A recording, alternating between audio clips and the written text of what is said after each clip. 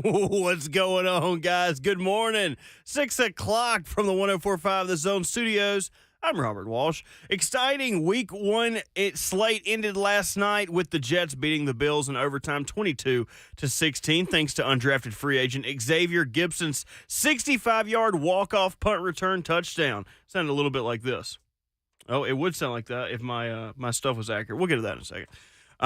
While the ending was electric, everybody's going to be discussing what happened in the fourth snap of the game as Aaron Rodgers was injured and did not return. Rodgers is having an MRI today to confirm the belief that he has a torn Achilles and the injury that head coach Robert Saleh is saying is not good. Speaking of not good, Josh Allen was not good in the loss while he had a career-high 4 turnovers, including 3 interceptions to safety Jordan Whitehead. Titans' Week 2 opponent is dealing with some injuries in the backfield as Chargers running back Austin Eckler dealing with an ankle injury suffered during Sunday's game versus Miami. His status to practice this week is unclear as of now, and in Week 1, Eckler was second in the league in rushing yards with 117 yards on 16 carries. For all your foundation repair and waterproofing needs, visit USSTN.com. Breaking news at once on your home for the Titans and the Vols. This is 104.5 The Zone.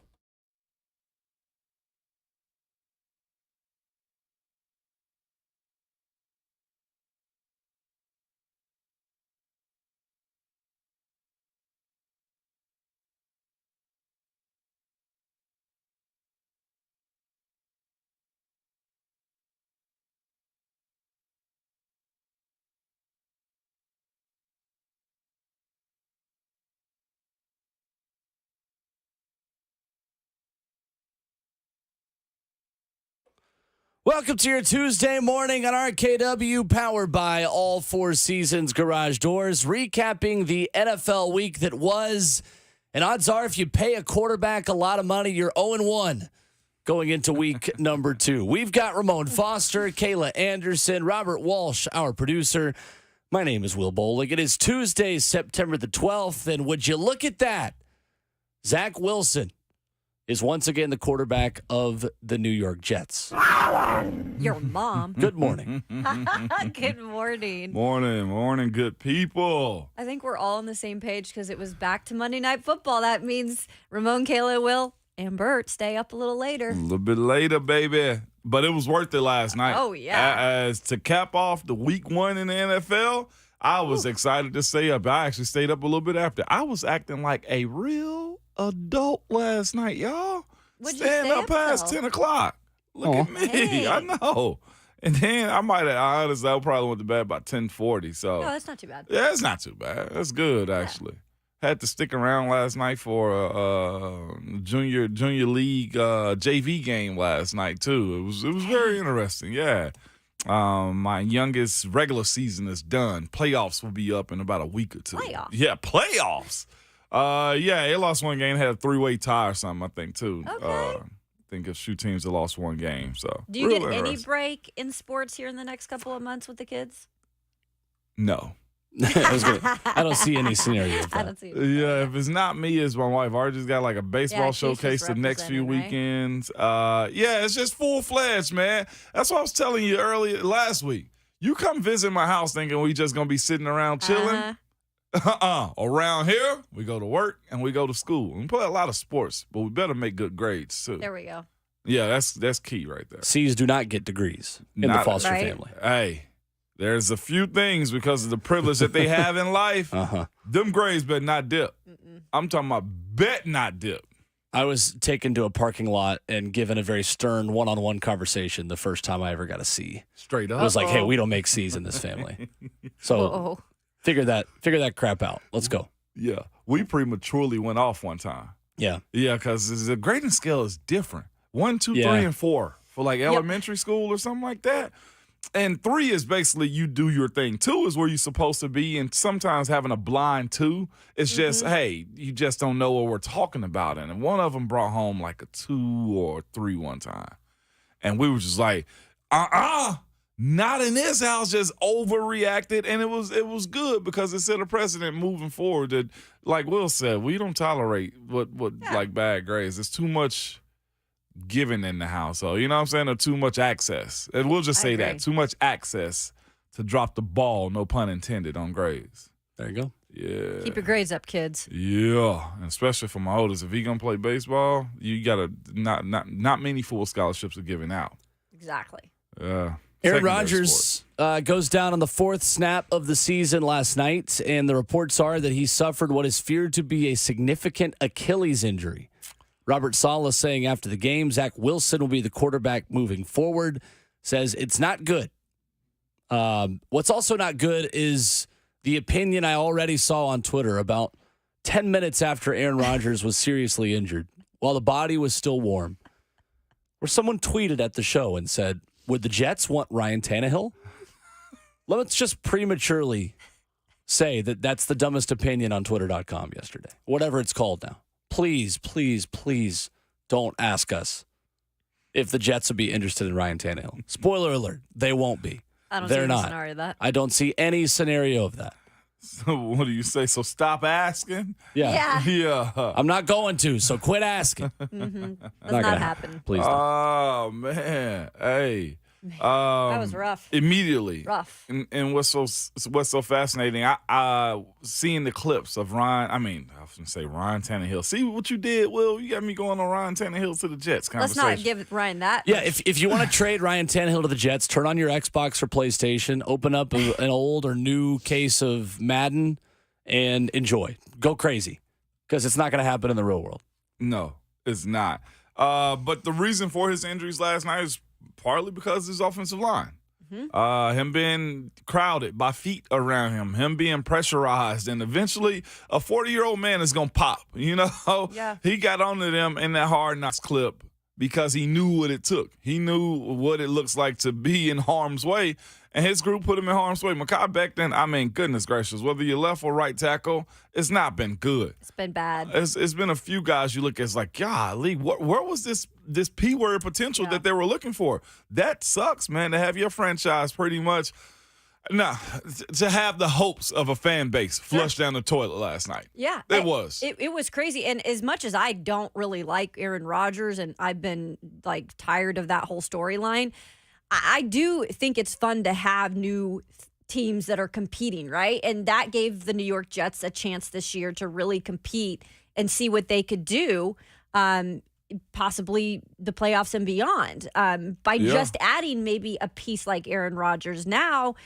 I just don't think that's going to happen. They've got other good pieces there.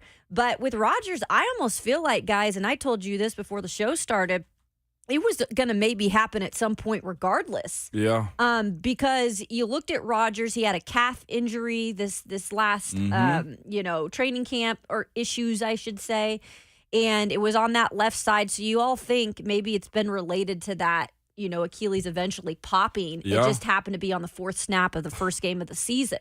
You can't write something like that up, No right? doubt. It's crazy. It is. I could not believe I watched that last night and that happened. I was like, you've got to be kidding me. It's kind of like, you guys ever seen The Other Guys where The Rock and Samuel L. Jackson, there's this big ramp up, they're going to be the heroes of this movie, and then 15 minutes into the movie, they're like, aim for the bushes, and they miss and hit the sidewalk. That's kind of like Aaron Rodgers. Right? All offseason, we've been having this buildup about how he's going to be the Jets savior, and then all of a sudden, he's laying on the sidewalk, and now Will Ferrell, i.e. the Cougar Hunter, is going to have to lead the Jets to the playoffs. Yes, the Cougar Hunter. You never did a desk pop?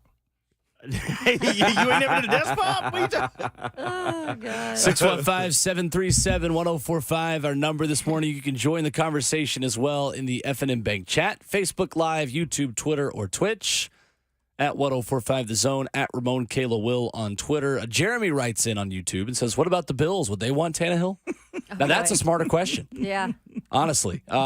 Josh Allen is pushing all the buttons again on the controller. He's pushing all the buttons at once.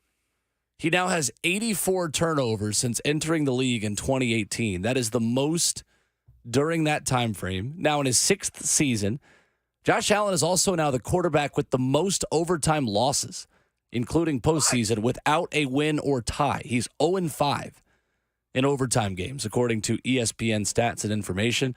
Guys, I think we need to stop comparing Will Levis to Josh Allen, because I don't know if the Titans really want Will Levis to become a Josh Allen. Well, he doesn't seem to have the football IQ that I thought he had, first and foremost. If he's not able to learn from the mistakes that he continues to make, these interceptions, nothing has gotten fixed. Nothing From has. last season, we were like, you've got to fix these issues. They've given him grace. Yeah. He's got so much talent around him on both sides of the ball, and you're being pointed as the guy who keeps making these dumb-headed mistakes. No, he ain't been pointed, Kayla. He's been helicoptered, okay? He has been life flighted, okay? He has been projected on everybody's, do you understand me? Everybody's radar as the next coming of the guys that's supposed to carry the NFL. He's a poster boy. He is a guy that's not like anybody else's. They love his arm talent. They love the fact that he plays in New York. They love the fact that the Bills are back, baby. 4 straight AFC championships and Super Bowls is on his way again because Josh Allen's in the NFL. They gave him the deal. He's an athlete. Dating I'm celebrities. telling you all the things that he's done. You know what the reality of it is? It's not warranted. It is not warranted whatsoever. It can be there, but to your point, no sir. I think it was warranted.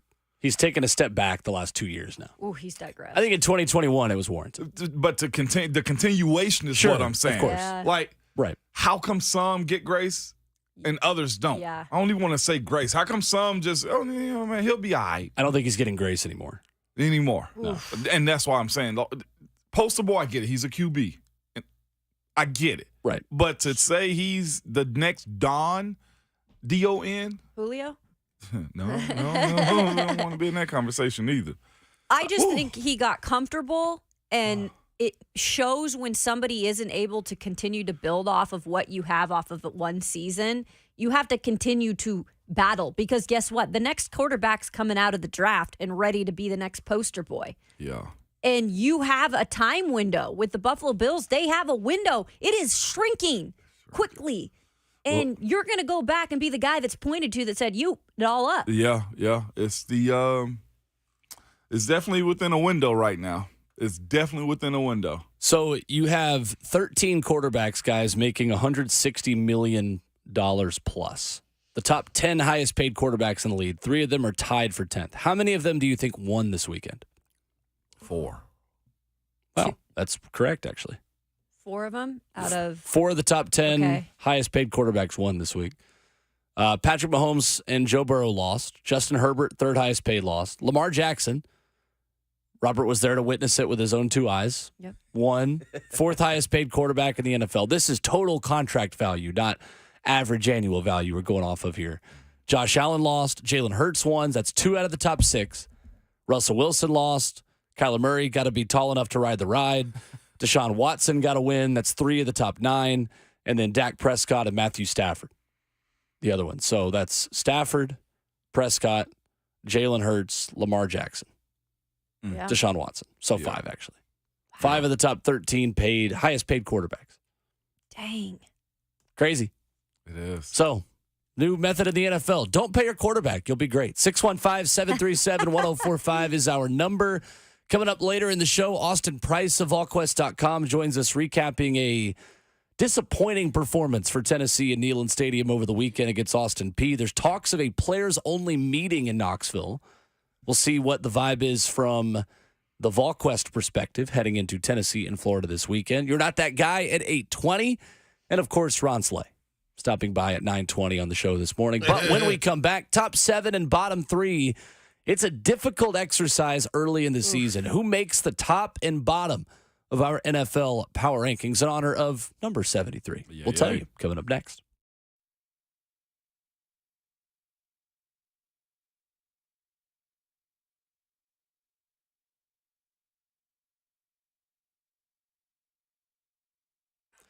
You deserve all the comforts of home, including endless hot water at your fingertips. What's going on? It's Will Bowling telling you about my friends at Lee Company.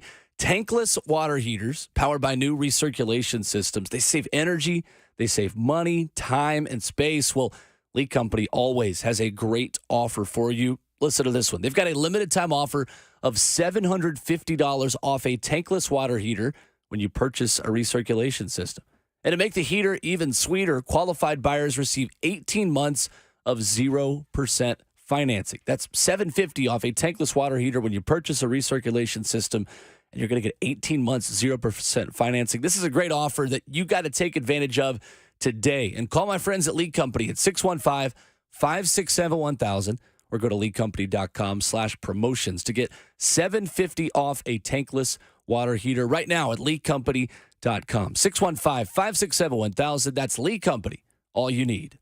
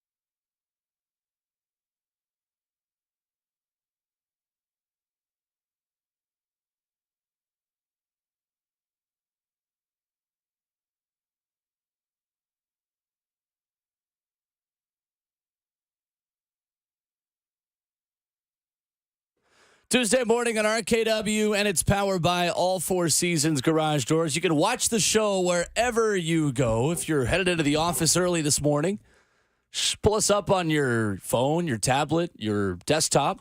It's okay. Your boss will let you. He probably listens to us too. At Ramon Kayla Will, where you can follow us on Twitter. Watch the show there, the F&M Bank chat, open on Facebook Live, YouTube, and Twitch as well. Going to be difficult to rank the top 7 and bottom 3 teams in the NFL this week. And I've already looked, guys, at the other rankings around ESPN, looked at the sporting news. There are teams that I've got in here that they've got at like 15, and there are teams they have in there that I didn't even discuss, didn't even think of for the top 7. So this should be an interesting exercise coming up in just a moment. 615-737-1045 is our number. We start with Alvin in Nashville on the phones this morning before we get to top 7 and bottom 3. What's up, Alvin? Hey, good morning. How y'all doing? Good. Good morning, Alvin. Hey, y'all know I'm a church driver. I didn't get the ring yesterday because the line was loaded. But first thing I want to start off by saying is, people, when you call in, the show is called Ramon Kayla.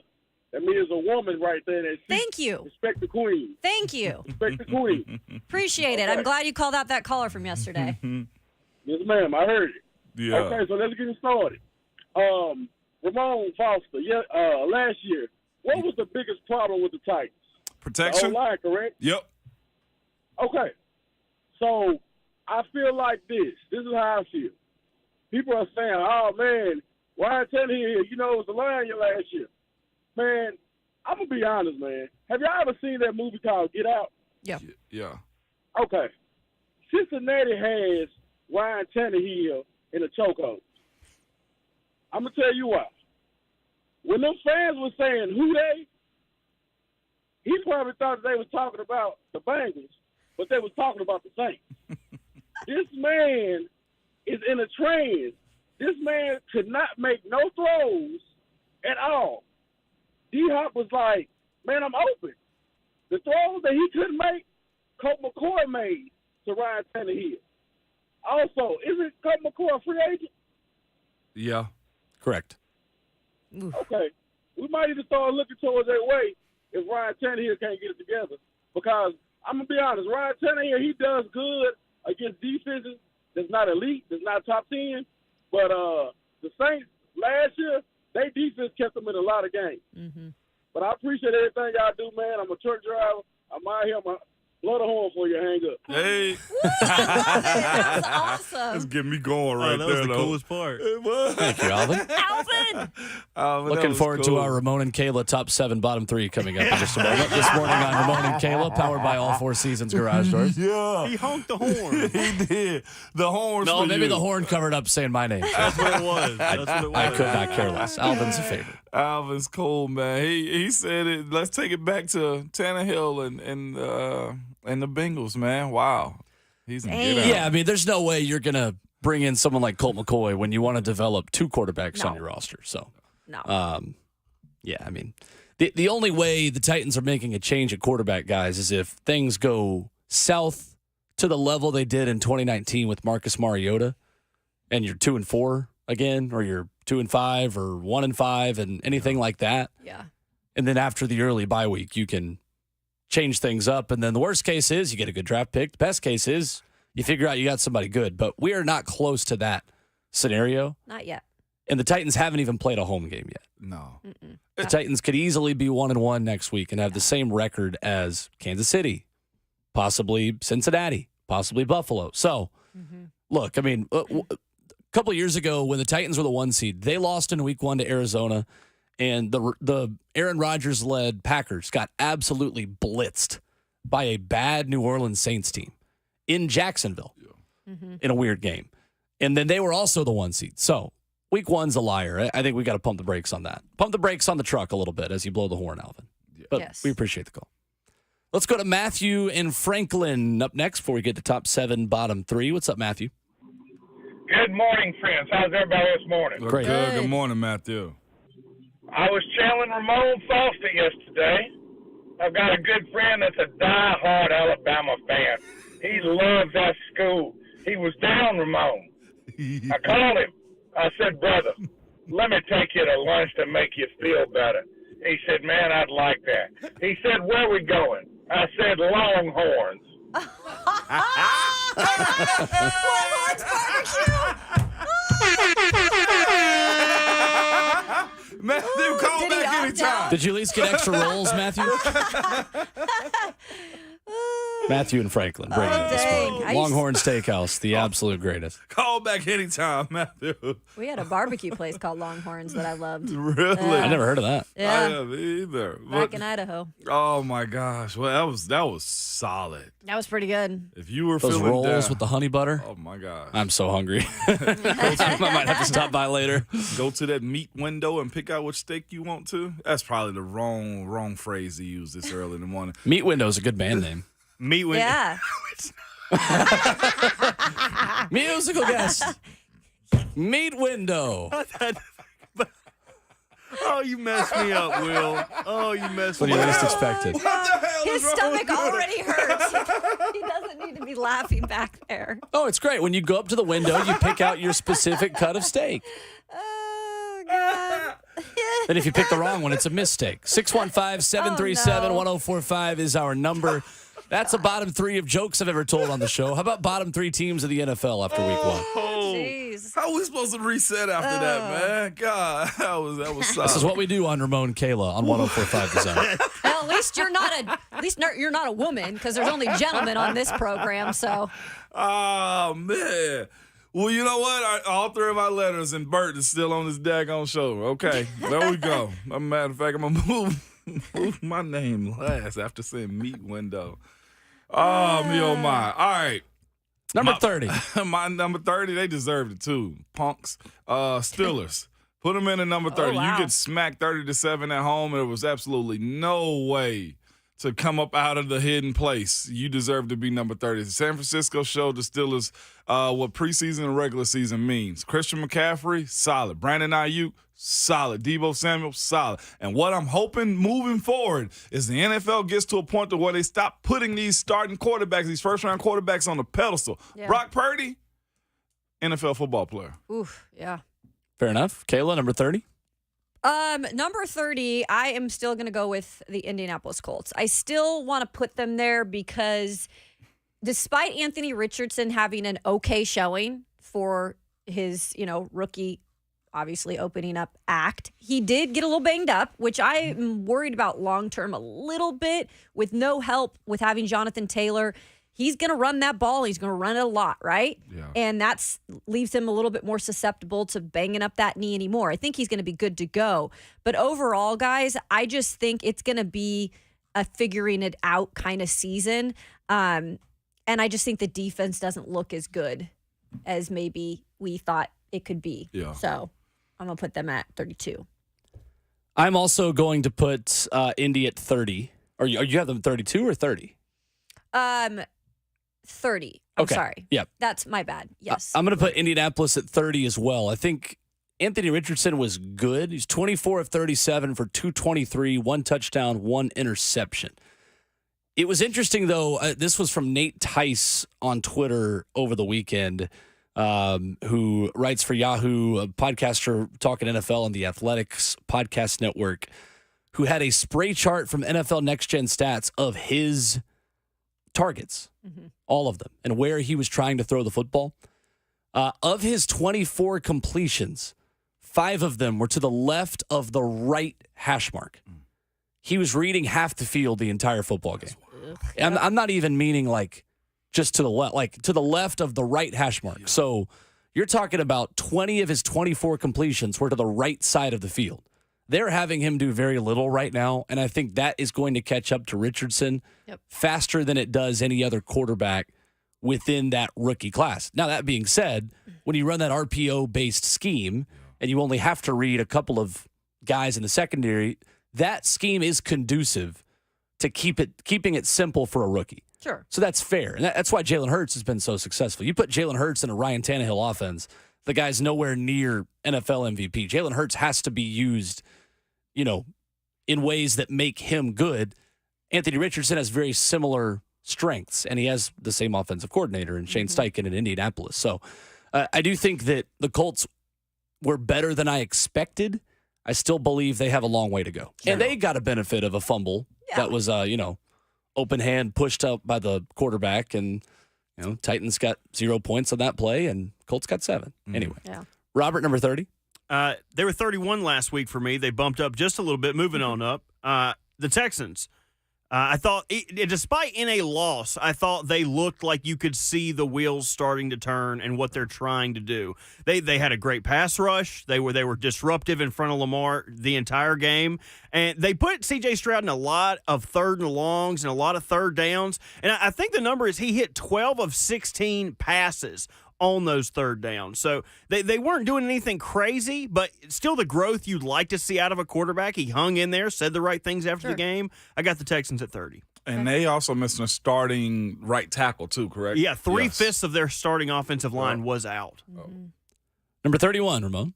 Texans. For those same reasons as Bert had right there. Again, you get smacked like that week 1, 25-9. Granted, on the road, but again, this is where they kind of started for me at the beginning of the season. Not much to it, but to put them right there. Only change was legitimately we got to see what they looked like during the regular season. C.J. Stroud could be solid moving forward at some point. Kayla, number 31. Yeah, I have the Texans. You guys said everything about C.J. Stroud. I think the DeMeco Ryans defense will come along, but right now it's still a process, right? It's still building. Wasn't necessarily impressed with the running the ball. I feel like they need to get a little bit more going in the run game, and I don't think they could really stop the run, which, again, these are all things that you're going to have to get better at. But at this point, they're still a bottom 3 team for me. 31 for me as well is Houston. Robert? Okay. I threw the Bears in there. The Bears are my 31. Solid. Just not the growth you'd like to see. They came into the offseason, spent a bunch of money improving the team, and none of that came to fruition. They played against a Green Bay team who, by all accounts, had been discounted all offseason. Right. And they came out and punched them in the mouth. So I got the Bears at 31. And let's all say it in unison. Number 32. 1, 2, 3. The The Arizona Cardinals. Cardinals. There we go. Oh, wait, what did Ramon just I say? said Giants. Oh, whoa. Whoa. What the heck? I did. And I did it as a having a good one-off. time. Having a nice time. My thing's froze. Yeah, everything's frozen right now in the room. I legitimately put them there as a one-off this week. Yeah. A division rival losing by 40 points where Dak didn't even throw a passing touchdown. It was embarrassing. Jerry Jones probably added another 15 years onto his life because that made him that much more happier. There was an AI video of Jerry Jones out here. You can't lose like that, man. I saw that. My buddy of mine's big Cowboys fans like, hey, it's fun whooping up on a middle school from East Rutherford, New Jersey. I was like, golly, you call them a middle school? Yeah, Giants, that was too bad not to put them at the bottom of the league, man. With all the questions they'll have anyway. It's week 1, man. It's a liar. I get it. Quickly, number 7. Lions. Okay, Kayla? I have the Buffalo Bills. For me, 7. the Cleveland Browns. Okay. Check in at number 7. Jim Schwartz blitzed Joe Burrow on 53% of his dropbacks in the first half. He averaged 2.6 yards per attempt, the lowest in a half in his career. I just thought Deshaun Watson didn't look great, though. He was good enough for me. All right, Robert? At 7, I've got the team I had at 6, dropping one spot last week. Baltimore. I didn't think they looked incredible on offense, but I also think they were pretty vanilla with the Bengals coming up this week. I don't think they wanted to show a whole lot against a team they thought they could beat. So the Ravens at 7. Number 6. Kansas City. Ooh. Yeah. Okay. Tight loss. Still a good team. Tight loss is what I say. They got kicked in the mouth. That's what happened. Kayla? I've got the Miami Dolphins. Okay. I don't like to give them a lot of credit, but Tua Tagovailoa, Tyreek Hill, I know it was an offensive battle there, back and forth, but in the long run, they won it, and they look good, and Tua looks healthy. So They got a team like a college, like a really good college team is what they look like. Yeah. Yeah, they do. They do. Yep. Bengals at 6 for me. They went 12-3 after a week 1 loss last season. Joe Burrow didn't practice in training camp. They're going to be just fine. Bert? I've got the Buffalo here. Okay. I'm not going to overreact to that loss last night. The stadium was rocking. It was going crazy, but I still think they're going to be a playoff team. Okay. Number 5? Number 5, Dolphins. Okay. Dolphins. I think they're a very solid team. They Yeah. remind me of a well-oiled college football team, and that's exciting to watch. Caleb? Well, the Detroit Lions, please stand up. Ooh. I got Dan Campbell and the Lions. I'm going Chiefs 5 for me. I think they've got a major issue on who's going to catch the football because Kadarius Toney's clearly not going to do it.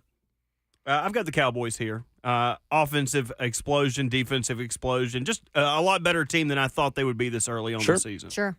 Number Fair. 4? Ravens. I think even Lamar hitting Twitter as quick as he did say, I played like crap. There's more to come. Baltimore's going to be serious. Yeah. I got the Dallas Cowboys. Dak didn't even have to throw a touchdown. They look damn good. Yeah. Lions at 4 for me. Lions at 4. I got the Eagles here. Not the event that you'd like to see, but I mean, I thought the Patriots came out and kind of punched them in the mouth in the middle of that game. Number 3? Boys. 40 points. Defense showing up. Dak he getting out of the way, and Pollard. Golly, I like Pollard. I'm a big fan of him. The running back, solid. Yep. I might be being too kind for this, but I'm gonna keep my powder dry on Kansas City. I'm gonna still put them at 3. Yeah, I know they've got a wide receiver issue, but I do believe Kelsey will be back soon. I think Patrick Mahomes is still gonna be Patrick. They'll figure it out, so I'm gonna put it at 3. Cowboys at 3 for me too. Trayvon Diggs, Stephon Gilmore, going to be a problem on opposite ends of that secondary at the cornerback position. From unranked to the 3rd spot, I've got the Lions this week. That was very impressive. Can't see what they can't wait to see what they do. Damn it. Number 2. Niners. Ooh. Did everything you needed them to do. Wow. They went out and got a run stopping Javon Hargraves. Defense looked good. Their secondary is solid. nasty. And Fred Warner. ILB number 1 across the entire NFL. Who learned under him? Aziz Al-Shire. Aziz, yeah. Hands down the best middle linebacker in the game right now. It's not even close. I got the Eagles. I liked what I saw from the Eagles. Not a bit of a hangover for Jalen, maybe a little bit, but in the long run, they got it going. Yeah. I think they're right up there with my number 1. They look pretty good. Eagles at 2 for me too. I got the Chiefs here. I just can't overreact to Kelsey being out. I feel like Kelsey's going to come back. Just like the Bengals bounced back after a week 1 loss last year. I feel like this is just going to set Patrick up for success. He's going to be bounced back. So I got the Chiefs at 2. Number 1? Philly. I just think they are who they are. They did it. I like Philly. Kayla, San Francisco 1 for you? Yeah, 49ers 1 for me because I was not really I was like, show it to me, Brock. Show it to me. He showed it to me. He did. And that's what I needed to see to make them the top team. You go into Pittsburgh and winning that significantly is very impressive. Yeah. Especially considering how bad San Fran looked in Chicago last year, which Daniel Brunskill talked about at St. Thomas Sports Park yesterday. We're going to hear that audio later in the show. Very different start to what I think is going to be one of the best 49ers teams in the past few years. Mm-hmm. Who is my Super Bowl pick, by the way, too. But that's a separate conversation. Robert. Not Mr. Irrelevant anymore. I got the 49ers there. Pretty good. Okay. Yeah. Pretty good. They are pretty good. 6. Don't act like I made that joke. That joke has been made 1,000 times in 1,000 chords. It just hit different today. 615-737-1045. Where does ESPN.com rank the Titans? Play a little Guess That Power Ranking coming up next.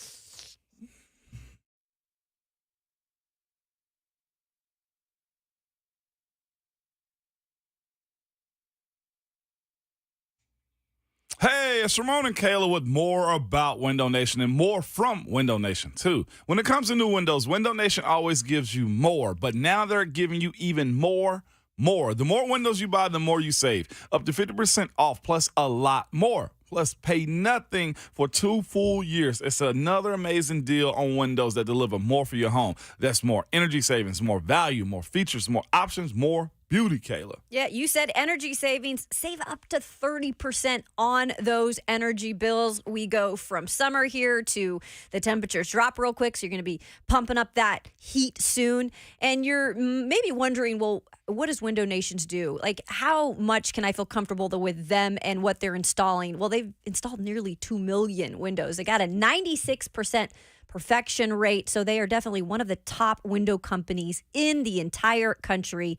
They've got over 10,000 online positive reviews. You can believe us. You can believe those. And maybe you just want to say, hey, if I have somebody coming in, we got to make sure that the window's installed properly. They've got that too. 16 years of experience with over 20,000 windows installed. So Go ahead and trust our friends from Window Nations. You can hear more, learn more, 866-90-NATION, or go to windownation.com.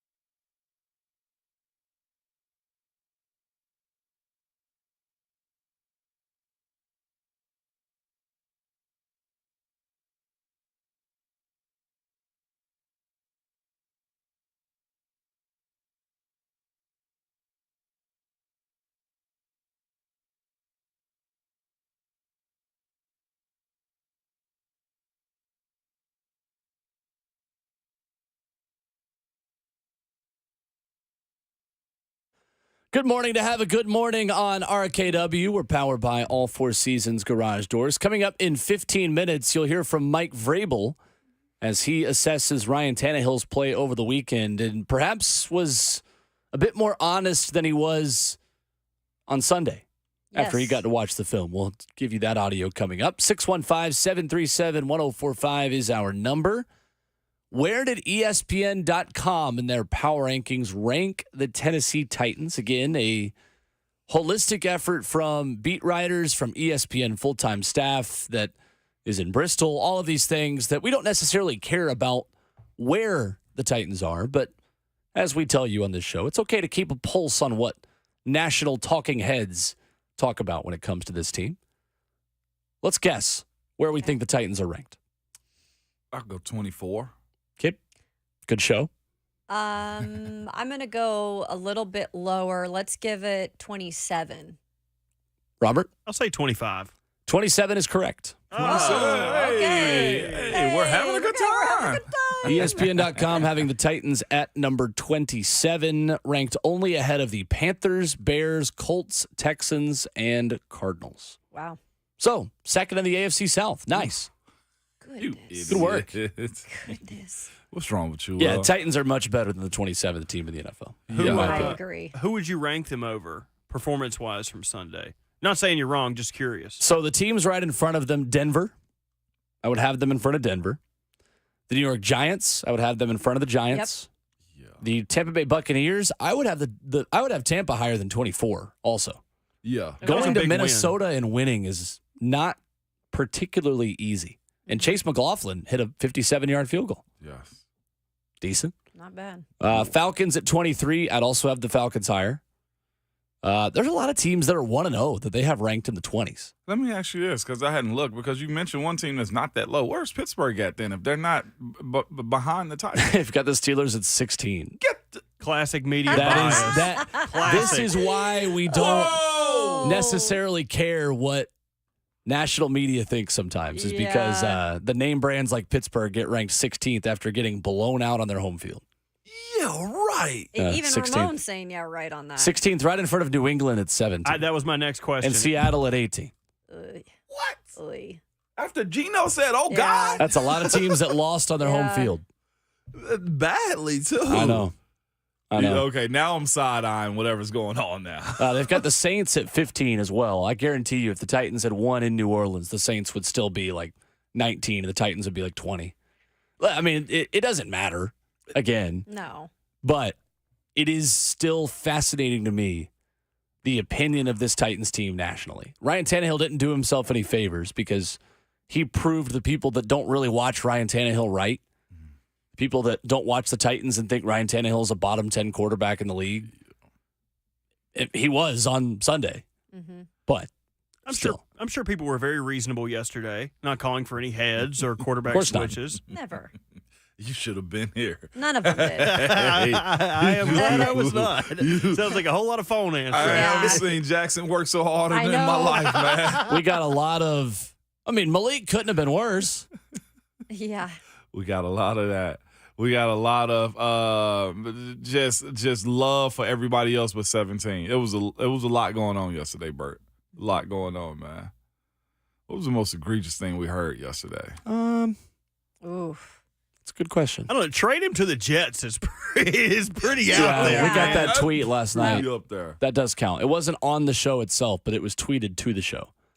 That's a wild opinion. I hope that person was joking. And I think just asking for the backup to take over at this point Yeah. is a little bit Crazy. crazy. Yeah, I think that, or a lot of folks are just asking for Tannehill to apologize publicly. That was a good bit of that too. And that was me, probably more so. I wanted to see him take No, I heard it even accountability. after Oh, the did show you? too. Okay. Yeah, that Because was a lot you were of that. saying privately, but Yeah. I think Ramon, I'm not trying to Yeah, speak for you, yes. but you mean like publicly, Yeah. like going to the podium, Oh. being like, "Oh, I'm sorry for." Yeah. Oh, They were geez. asking Yeah, for no, that. that's I didn't different than know what that. you were Yeah, saying. yeah, Okay. no, we're talking about two different things here. Dang. They were asking for him to get up in front of the world and just take, bear the cross is what they were asking him to do. He didn't even do that after a playoff game.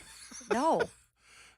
Oh, I know, man. But yeah, tough day. Does it make you feel any better about Ryan Tannehill when you look at how bad high highly paid quarterbacks were over the weekend? Me personally, yeah, but a Yeah. lot of people don't want to hear that though. A lot of people don't want to hear it, especially Titans fans. But I will say I do feel a little bit better with what we might see this weekend. Sure. I'm taking the approach I take with my kids with like that mess up or kids I've coached. Is it fixable? Mm-hmm. The underthrows is fixable unless he overthrows next week. You know, like all Yeah. the things that happened to him for the most part was fixable. I don't think it makes me feel any better considering Joe Burrow and Josh Allen were so bad because those guys are in dynamic offenses with big-time playmakers. Mm-hmm. They'll figure it out. Titans still don't have that dynamic playmaker that's getting separation to make it easy for Ryan. Yes, I know he missed 2 touchdown throws, but I don't know. I still need to see it from this offense that they're not just going to be a typical 15 points a game Titans offense. Another minor correlation, and maybe we can get to this on the other side, is those guys didn't play preseason that you just mentioned. Ryan Yep. Tannehill didn't play preseason. Joe Burrow didn't play preseason. Does that have an impact on week 1 startability? 615-737-1045. We'll talk about that. We'll get to Jason on the phone lines. We'll hear from Mike Vrabel as he assesses, honestly, Ryan Tannehill's day on Sunday. That's next as Hour 2 begins on RKW.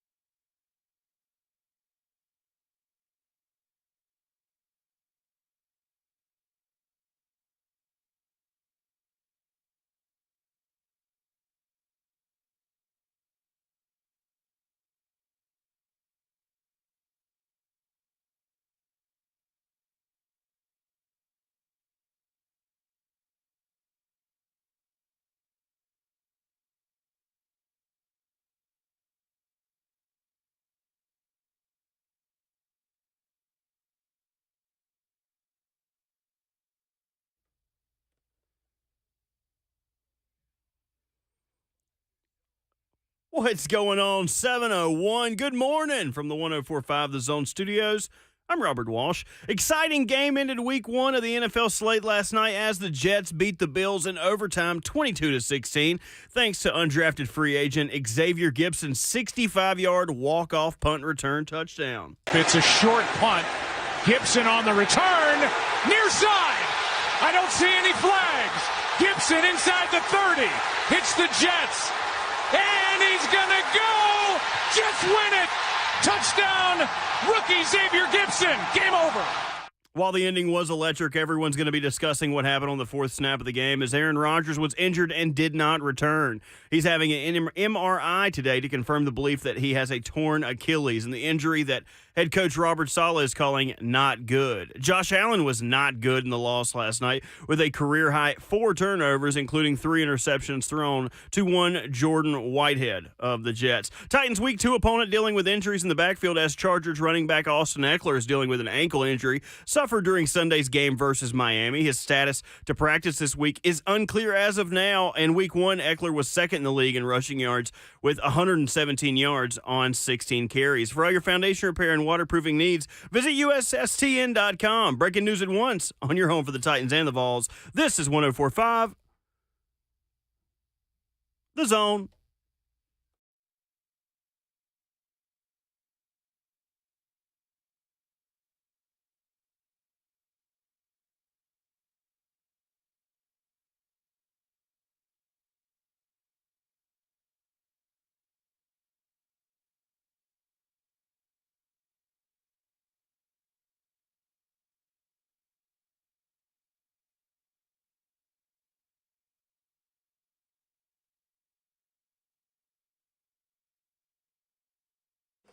Welcome to your Tuesday morning at RKW. We're powered by All Four Seasons Garage Doors as we talk Titans with you on the phone lines at 615-737-1045. Streaming live on YouTube, Facebook Live, Twitter, or Twitch at Ramon Kayla Will, where you can follow and watch the show on the artist formerly known as Twitter. We've got Ramon Foster and Kayla Anderson. Robert Walsh back in the saddle, making the show happen.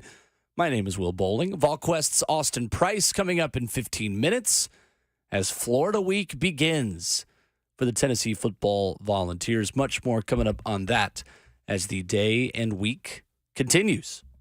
This is the week, Ramon, where you would have been eating fried gator at the artist formerly known as Gibbs Hall. Yeah. Ooh, you guys do? Yeah, we did gator every during the week. Wow. And they would have it at Smokies when I was in Yeah. the athletic department. Like, I like gator now. Back then, as a young 18-year-old, I was like, why are we eating gator, man? We ain't got no Right. chicken. And all the older dudes was like, well, it tastes like chicken. I was like, no, but I want chicken, sir. Absolutely Yeah. not. You're We'll like, be I don't eating want this gator. Tastes like Gator. chicken. Is The that fact the, I is, said, what I I is like that the it. only SEC opponent you guys ate? Let's see. Gamecock? Technically, you could have chicken, yeah. We could have chicken. Gamecock. You'd have pork if you played Arkansas. Yeah. Arkansas. Okay. Great point. Yeah. Did they put a whole pig out? Anytime we played I like that. Louisiana, though, most of the Louisiana families would come up and do like crab boils and stuff like that. Shout out Nice. to Ja'Cory Williams. Okay. It's in the middle of that, where Gibbs was and where the athletic building was, where the facility was, and there was a corner alley right there. They used to have those big burners. Nice. That's the sound of like the burner burning right there. That's a good sound effect. Yeah, that's my should first keep time that I ever one. have a crown. No, we're good. Trying to think who else. You can't. You wouldn't have an elephant. Ooh, I would, but You know can't. those. You cannot keep those tusks. I know that because it's a crime. That is a Did crime. not know that. Oof. Yeah. Interesting. Yeah. Let's see who else. Auburn Definitely Tigers. Definitely couldn't get an eagle out of Auburn. Mm. Could not do that one. Maybe a black bear for the black bear rebel land sharks of Ole Miss. Oh, what are they? Shark. You could eat shark. We could Yeah. do shark. Yeah. Shark is also illegal and very high in nitrogen. Is it shark? I believe so. Yeah. Nitrogen does what for you though? It's bad for you. That's all I know. Not I was about good. to say. I was about to say, what the heck is going on here? There you go. So yeah, gator the only team you can eat, I guess. Gator is definitely on the team. Mercury, not nitrogen. I'm an Yeah, idiot. mercury. Yeah, I was about to say nitrogen. I thought was good for grass And tires. and tires. Yeah. Yes. If you eat too much sushi, I not a follow. good thing. Really? Well, because of the mercury. Because of the mercury? Yeah. All right, good science hour for Here we us go. here. You go. Bill Nye the Science Guy. Start Let's go to the phones. 615-737-1045. Jason is in Nashville up first to begin hour number 2. What's up, Jason? Hey, guys. I had three things, but I forgot the first one. That's all right. Second thing is, it's like, I assume we've all played sports at some various level, and there's a big difference between practice speed and game speed. Mm-hmm. And I'm curious as to, like, what you guys think the impact of not playing the starters in the preseason.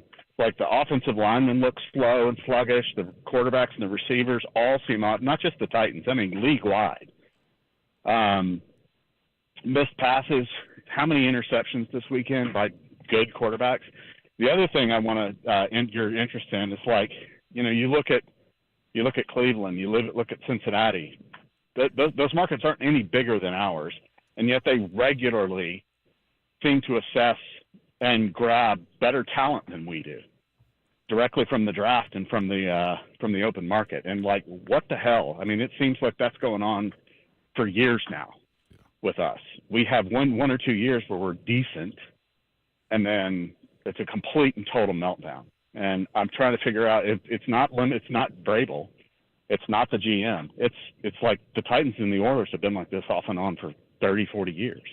I'm curious what you guys think of those two things, and I'll, if you don't mind, listen on the phone. Okay. Yeah, thanks, Jason. I think starting with that one of why Cincinnati and other teams of similar market size can get bigger talents is because they were bad long enough to get a transcendent quarterback. Yep. And the Titans are notorious for being in that 9-7 to 7-9 range for a very long time. It's hard to get that elite level quarterback to lead this franchise and attract other offensive players and even defensive players to your team when you have quarterbacks that are ranked in the middle of the NFL. And Ryan Tannehill is smack dab in the middle of the NFL. And that's why the Titans took the chance on Will Levis that they did. Right.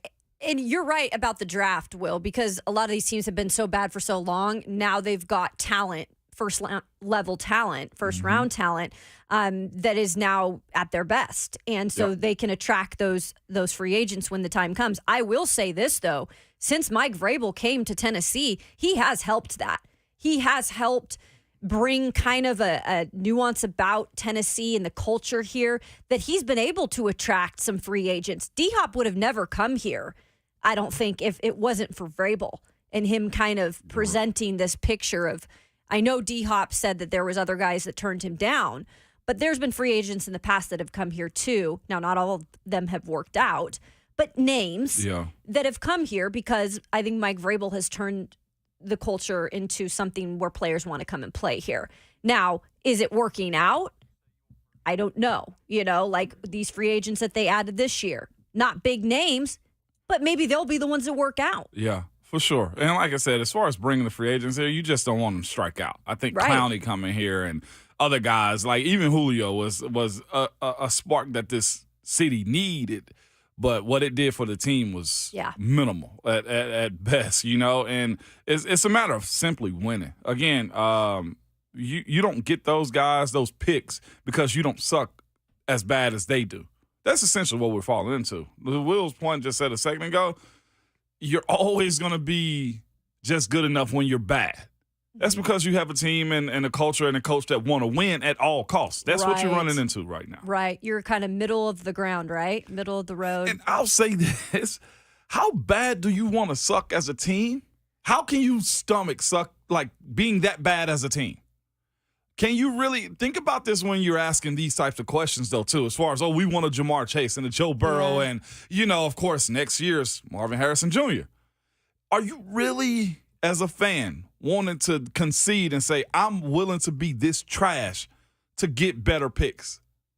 I think some fans for a quarterback at this moment are, but you're going to have to stomach that if that time comes because it's not going to be fun. That's fan hell, man.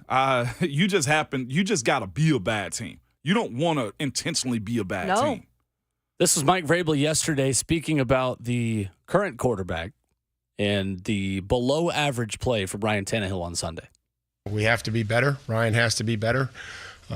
We have to hit guys that are open, and we can't force the ball into double coverage. And so we have to give them cleaner pockets like we gave them in the second half earlier. There was some of that. I think Again, we can point to when a play goes bad, we can point to a lot of different things, but we have to be better. We can't turn the football over, or we can't get punts blocked, and on and on and on. Might you have been over-determined to get the ball to DeAndre? I think maybe. We have, when you play quarterback, there's you can't just sit there and it's a yes no. You're going to go to a side, and obviously, if the DB's underneath, we probably don't want to throw a back shoulder. We can't throw a back shoulder. I'm okay with the decision. When you're over here and you're gonna give DeAndre a chance, but you got to give him a better chance, and But I just think that there's times where if guys double covered, we certainly need to progress through, and to progress through, you have to have a pass protection to be able to take an extra hit, or to be able to come back and work the backside. I think that's a nuanced answer from Mike Vrabel. A, on the accuracy. Mm-hmm. B, on the decision-making, not just being where you're throwing the ball, but the placement of the football, looking for DeAndre Hopkins, where one of those interceptions was a back shoulder throw that needed to be out in front of him to give DeAndre a better chance. And then third, the fact that this does have to work together with the offensive line, where, yes, if you don't have your primary target open, it felt like Ryan was staring down his receivers because he didn't trust the protection in front of him enough to go to his second target. Yeah, and to me, that's all a part of not being together out on the field in real game action. This was the first time. That's what it looks like to me. I'm not saying it's going to get extremely better, but I think it's going to be better. Well, let's get back to that later in the show, because I do think from the accuracy perspective, I definitely agree with you. But I'm curious how much of that is just the offensive line just being what it is. Because I don't know if this offensive line is really that great, even at their best. This was not their best, but better in the second half. What is this offensive line ceiling now that we've seen it? I think is a conversation we should get back to later in the week. Yeah. For sure. 615-737-1045. We'll get back to the calls when we come back. But first, Austin Price of VolQuest.com kicks off Florida Week with us coming up next. What in the world happened with Tennessee's passing game, and how in the world are they dropping so many passes? Austin diagnoses the issues for Tennessee against Austin Peay coming up next.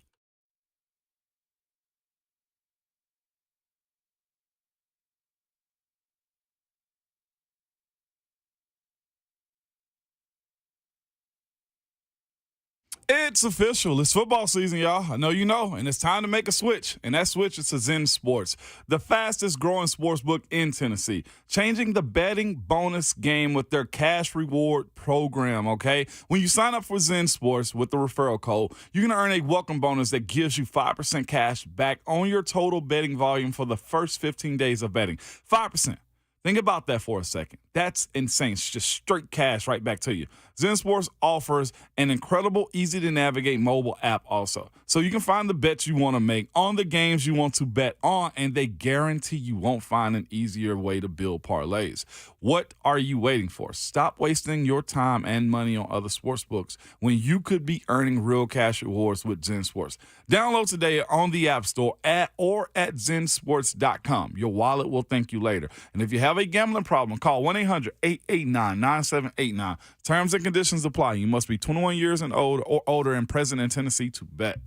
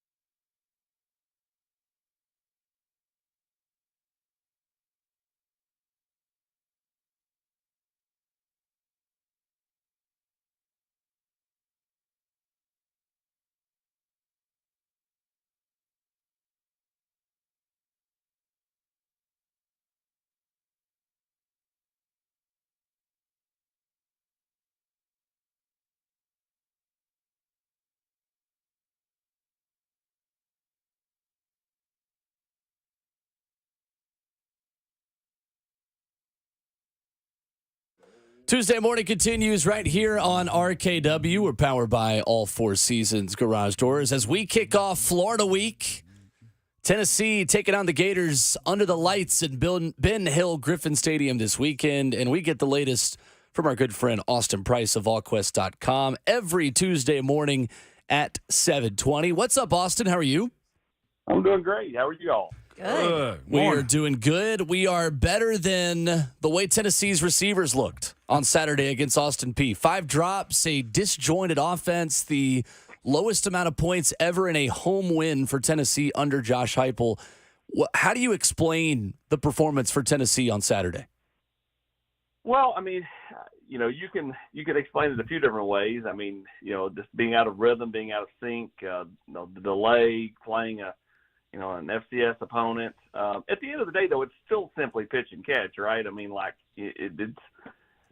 I get like you might be off a little here and there. Joe had a few bad passes, and then he had a few other passes that were, I would call them 6 or 7s out of 10 that the receiver got, 2 hands on that they just didn't catch. And, they've got to be better. And, there's no doubt about it. I think Tennessee has held some stuff back offensively. They've been really vanilla through the first 2 weeks. I would expect that to drastically change this weekend.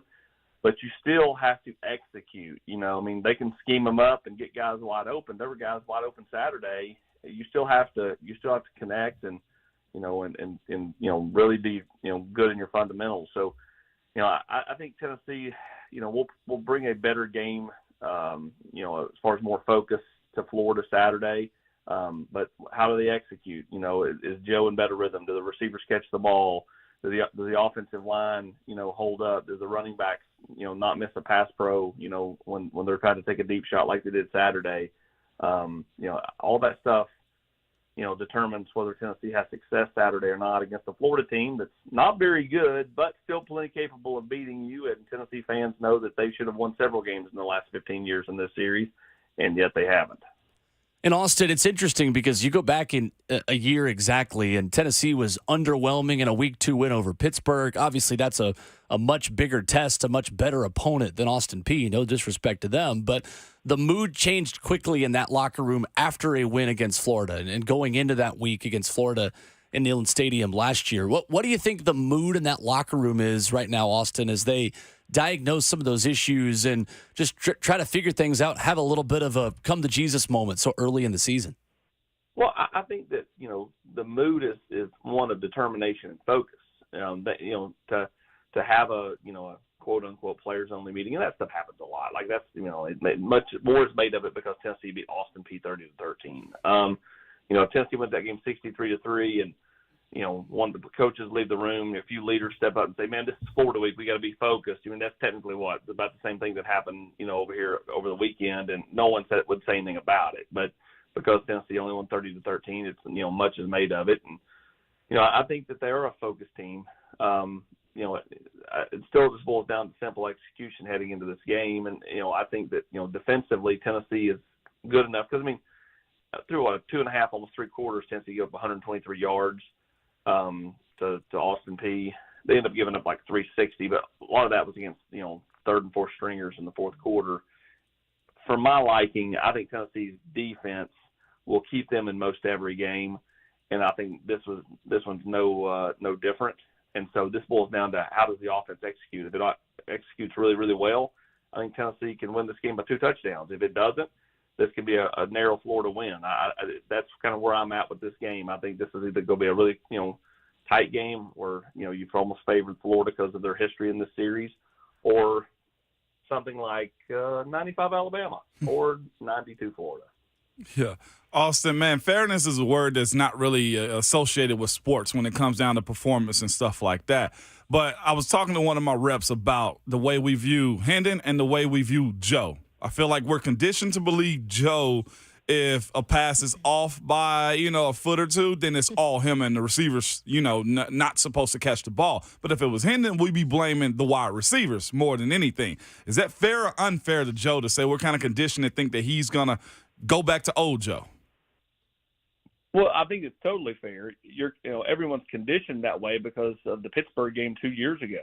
And, the fact they had Tennessee, Tennessee had them schemed up and had receivers running wide open, and Joe kept overthrowing them. And, Tennessee fans can't get that out of their head. Again, he was not on, his P's and Q's Saturday. I mean, he hit him in the hands, but, McAllen Castles should have caught that first ball that was thrown to him. It was thrown behind. If Joe hits him in stride, he may score on that play, which he ends up scoring later. But, I mean, those are little things that you have to be better at on the road. And maybe that's as simple as that, right? I mean, they focus a little more in. Joe's a little more dialed in, but I also understand the people that says he is who he is at this point. And, when you look at the difference between the two, I do think you've hit the nail on the head. Everybody's going to compare him. And that's not really fair, right? Because they're two different players, two different quarterbacks, and they lead two different ways. And so, we'll see what Joe you get. Joe has put himself in a position because of his off-season comments about he never loses in the state of Florida. That'll get thrown around this week if Tennessee doesn't win this football game. If they do, then Tennessee's got a great chance to go into the bye week at 5-0, which at that point means you're a Texas A&M away, Texas A&M win away from realistically knowing you're going into the month of November with a real chance to win the East. And so that's everything this team wants to accomplish is right there in front of it, but it all starts Saturday with a game, again, you've not won on the road since 2003. I was in college. Will was in diapers. I don't know how old Kayla is. I'll say Kayla was close to diapers. Oh, thanks, Ramon, Austin. you were probably like a senior in high school at the time. I was. You know what I mean? Like, when you start putting it in terms of, like, where everything was in 2003, it's depressing. I remember where I was watching the Hail Mary at the end of the first half. I was in first grade, Austin, to be exact, unfortunately. Golly. That is right, Will. You're a little older. Wes was getting up there. But Wes, Yep, my brother was a freshman at UT that year. So yeah, the 100%. Yeah. Austin, we don't have to go down that road, okay? We didn't have to mark us with time stamps like that, man. We're getting older. My time stamp started when I had kids, and they are my markers on life. I knew I had my first one when I was 30. If she was 10, I'd be 40, and she's 10. So exciting times ahead. No doubt, man. I'll ask you this going on the road for sure. I think this group has a little bit more left in his boat. I mean, in his back pocket too. But the O-line, getting Cooper back this week, what does that do for the snap count, the stability of that group, and honestly, settling up other positions, not center?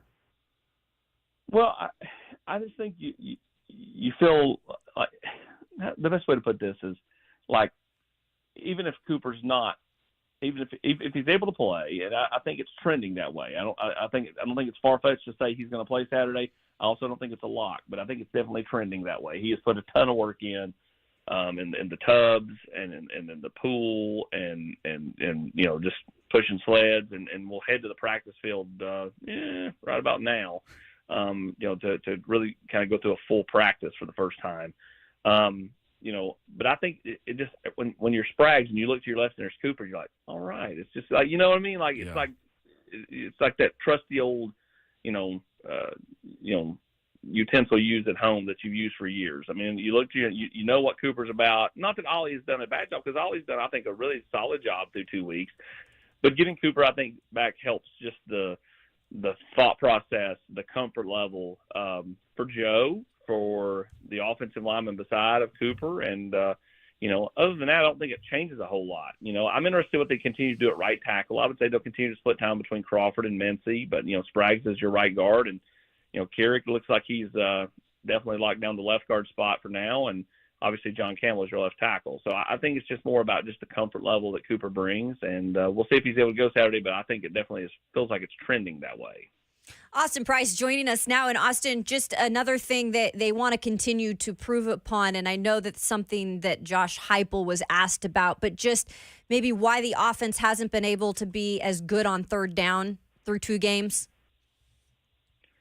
Yeah, it feels like every year there's something. Like this year they've struggled on third down. They struggled in the first quarter. 2 years ago, Heupel's first year, they struggled in the second quarter. And so it always feels like there's, some kind of bugaboo just because, you start analyzing every little thing. Where's the weakness, right? Yeah. And this year it's been third down efficiency. And I think part of that is, Tennessee's, put themselves behind the sticks on certain plays. And, last week their inability to go down the field in the passing game, I think, really hurt them. They, after, first couple of drives, they basically just started throwing east and west and not hitting anything vertically. And, I think that hurt them and hurt their third down efficiency. And again, the passing game's been a little bit out of sync, and they've had 3, I believe, 3rd and 1s that have just gotten blown up. Yeah. And if you go back a year ago, they were so good in 3rd and short. And again, different offensive linemen, different quarterback, little things like that matter, but they've got to be better in short yardage, because the ability to pick up a 3rd and 1 or a 4th and 1 to extend a drive on the road in Gainesville could mean the difference between victory and coming home 2-1.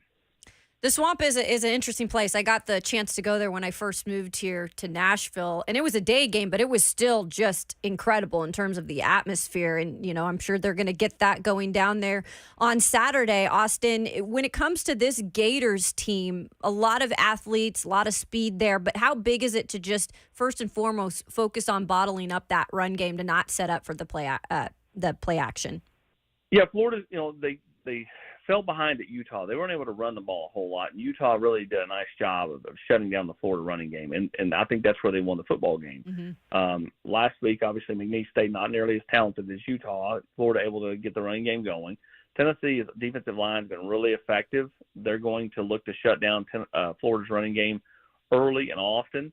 Because I think you want to put the ball in Graham Mertz's hands and make him beat you. Yep. And just like kind of right now with Tennessee being kind of out of sync offensively, don't you think they're going to load the box and say Jalen Wright and Jabari Small aren't going to beat us? If anybody's going to beat us, it's Joe Milton.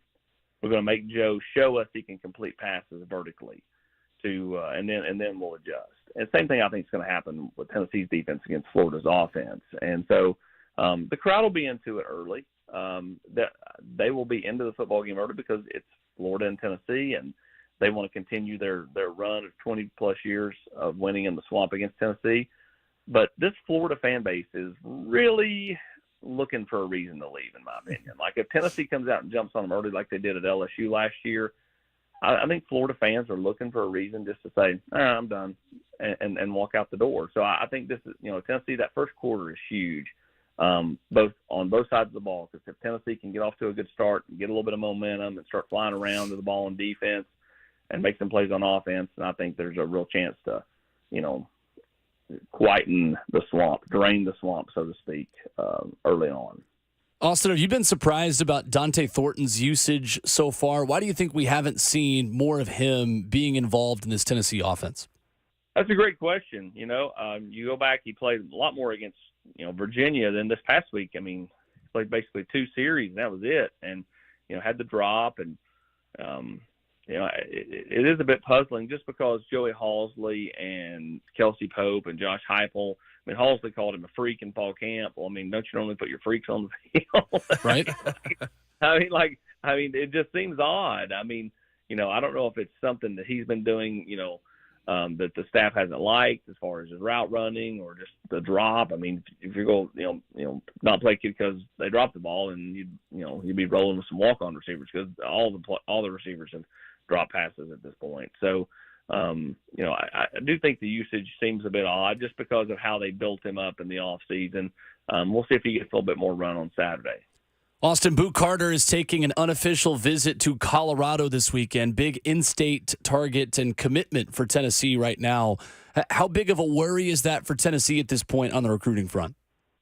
Well, I think that anytime you have one of your better players in your class going to another school, that's a bit of a worry, right? I mean, Colorado's got the juice right now, and Deion's going to be preaching that Boot can be the Travis Hunter of this year's class and play both ways. I think it's something you have to be very cognizant of and be very aware of. There are some things that still just line up for Tennessee, in my opinion, there. But I definitely think that Tennessee has to be on point with Boo and their messaging. I do think that, having an offensive package for him probably does, help ease some thought process there, because I think he would like to have the ball in his hands some. I'm not saying he wants to play offense full time, because I don't think that's the case, but, he looks around, he sees what Travis Hunter's doing, and is like, why can't I, catch a, screen pass or take an end around or whatever. I mean, I'd advocate that they ought to be doing that with D. Williams. I asked John Apple about it. He shot it down, but it's like he literally is like 12th in the depth chart at DB. And he's basically just a kick returner and punt returner. Why not say, all right, when you go in the game on offense, you're taking an end around. Yeah.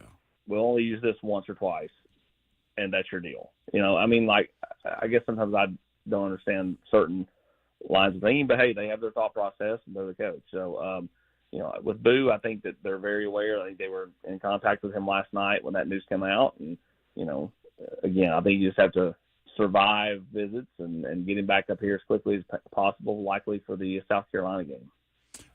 One guy that's been effective as ever and on the defense side of the ball, I just want to highlight, man, Omar Norman-Lott. How big of a pickup was that out of the portal and for himself also? Because even when he's not making plays, he's effective as heck. He is so disruptive, Ramon. I mean, he is, and just such a big personality. Like, I got to know the kid when he was in the transfer portal, and he came on his visit, and we sat down over at the hotel and did an interview. And he's such a great kid. Big smile, big personality. Just loves being here. Like, and I would imagine, right? You're going from Arizona State. No knock on the Sun Devils, but the atmosphere and at Arizona State and the atmosphere here is just two different things. And he came up to me Saturday and was like, "Hey, man," he put his arm around me, and literally he was drenched with sweat. And Ramon, you've been in the football locker room for years. You know that smell, right? That football locker room smell. And my whole left shoulder was drenched, like I had been in a pool. And I was like, "Man, I smell like a football locker room now." and he's just like, "Man, smile, cheer up." And I was like, "I'm fine." And he's just so infectious. And his play is even more infectious because he has been super disruptive. And that Rabbits package of James Pierce, Tyler Barron, and Omar Norman-Lott has been dynamite through 2 weeks. I mean, I really think had Omar not missed time in fall camp, he would have started against Virginia in the opener. But because he missed time and Tyler Barron missed time, those two did not start the game because they had missed, significant time in fall camp. But then they quickly came in. I would expect them to be, as long as they continue to do what they do, locked-in starters going forward. And, Omar has just, again, been super disruptive and really, really good. And I know Coach Garner would love to have him around for a year or two, but if he keeps playing this way, I would say he'll be a one and done. Austin Price, VolQuest.com, joins us every Tuesday at 7:20 here on the show at Austin Priceless, where you can follow him on Twitter. Great stuff as always, Austin. Thank you. Appreciate it, guys. Thank you. Thanks, Austin. There's Austin Price with us this morning. If you missed any of that conversation, be sure to check it out wherever you download podcasts. Right at the end of the show, saying Cooper Mays not a lock for this weekend, but trending that direction to be the anchor of the Tennessee offensive line this weekend in Gainesville. It's a very good sign. Yeah, be good to have him back. Center play is huge, man. Especially in a place like that, right? Yeah, that snap count. We witnessed that in New Orleans this weekend, didn't we? It did. 615-737-1045, our number. Coming up, Chris Jones ends his holdout. Your phone calls on the Titans as we continue in hour number 2.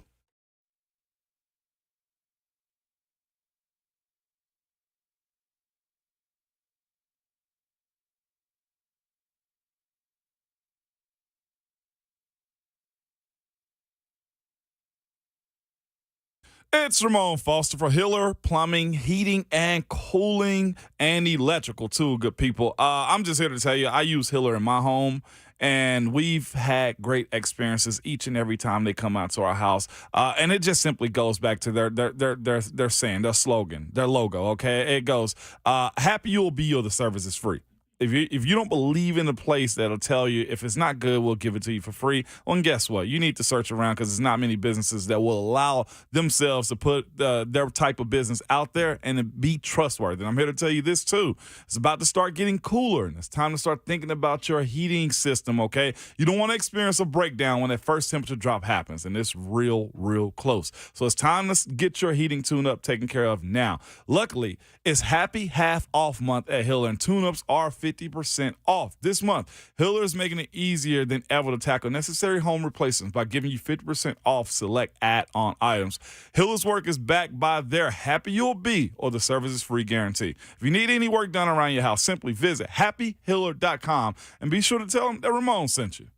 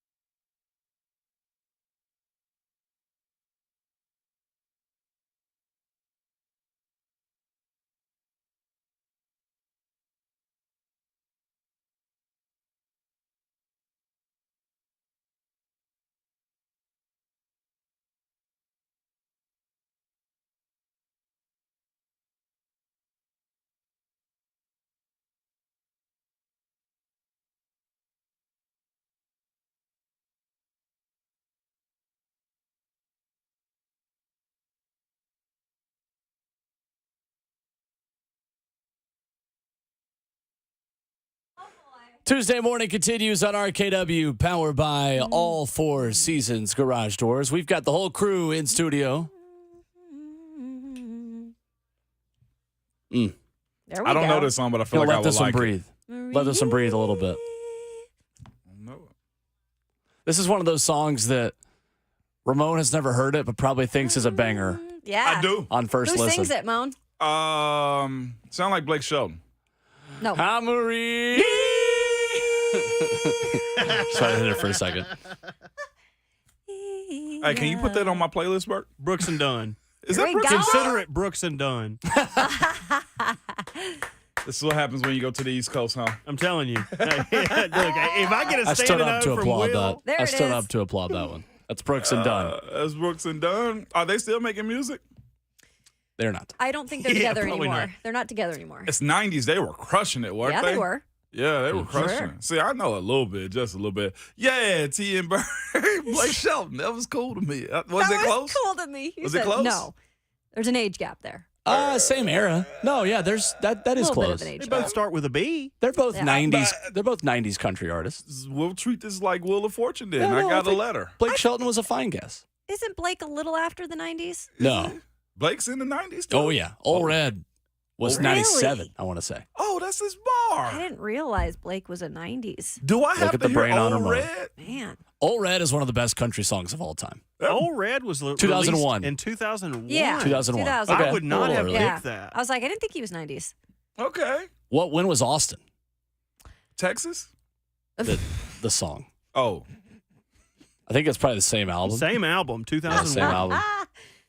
See, but like if you listen to a 90s station, they play stuff from Yeah. 2001 and 2000. Yeah, like I for consider sure. that 90s He music. still has that 90s country sound. 100%. Okay. It's just Juvenile on there It's because the he had same it for the era. 99 and the 2000. I'm not saying they're making the same kind of music. I'm saying they're the same era. Shania sure. Twain is 90s, baby. Shania Twain? Sure. Oh, yeah. Is she married to Blake Shelton? No. Oh. That's Gwen Stefani. Gwen Stefani and Blake Shelton are together? You're You damn gotta right. watch more. You got- I have yeah. to watch The Voice with my girlfriend, so I Yeah. know all the hot guys. All the tea. All the gossip. Reba McEntire on there now. Yes, Really? she is. Ah, I She's should one of know the new. about that. Her and one of the One Direction people. Which one? I don't know. North. Which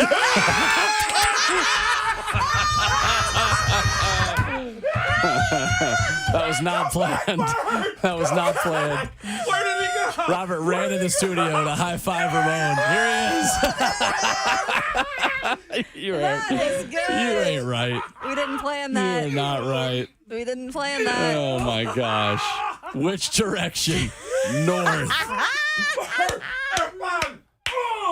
Damn right, baby. The assist and the dunk. I love it when you know that you're cutting a promo in the moment. Did we just do a thing? Wait, did we just become best friends? I broke my damn headphones, Yeah. man. Same. That was electric. You needed new ones anyways. Wow. Amazing. Woo! That was good. That And my was heart good. rate up right there, baby. Here we go. Here we go. There we go. It's I can't football- even do the show no more football now. season. It does not get Not any gonna better get than that right there. What gets better than this? What's better than this? goodness. Guys being dudes. Guys been dudes, man, doing the thing, man. That's great. That was legit It's right good. there. Whew. That was good. What's next? Well, Chris Jones ended his holdout in Kansas City. Yeah, I know.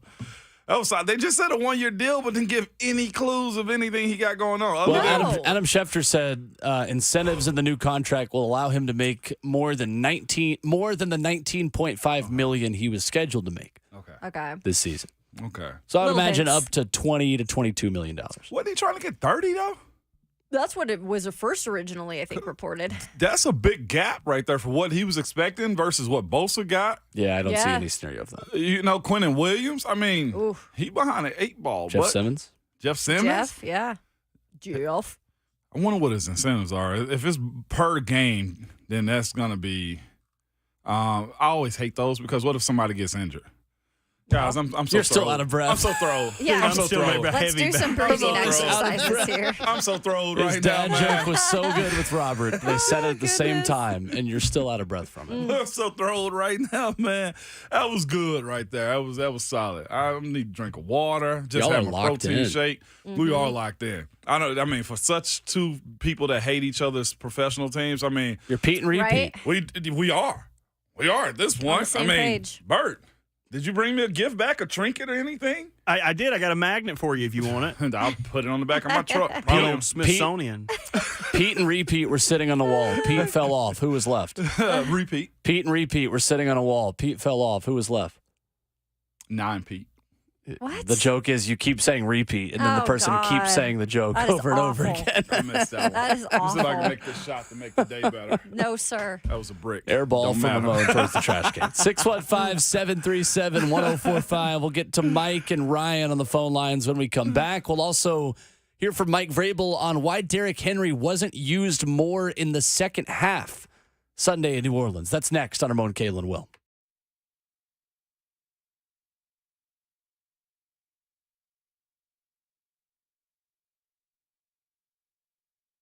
It's Ramon Foster and Will Bowling for Kellum Stem Cell Institute. Look, if you want to hop up out of your seat like I did just a second ago, just because of your body's feeling a little bit better, well, guess what, man? I'm actually taking my disc there today to make sure they know what's going on to me so they can treat me. I actually want to be a guy that tell you how good I feel, like our buddy Ron Slay, man.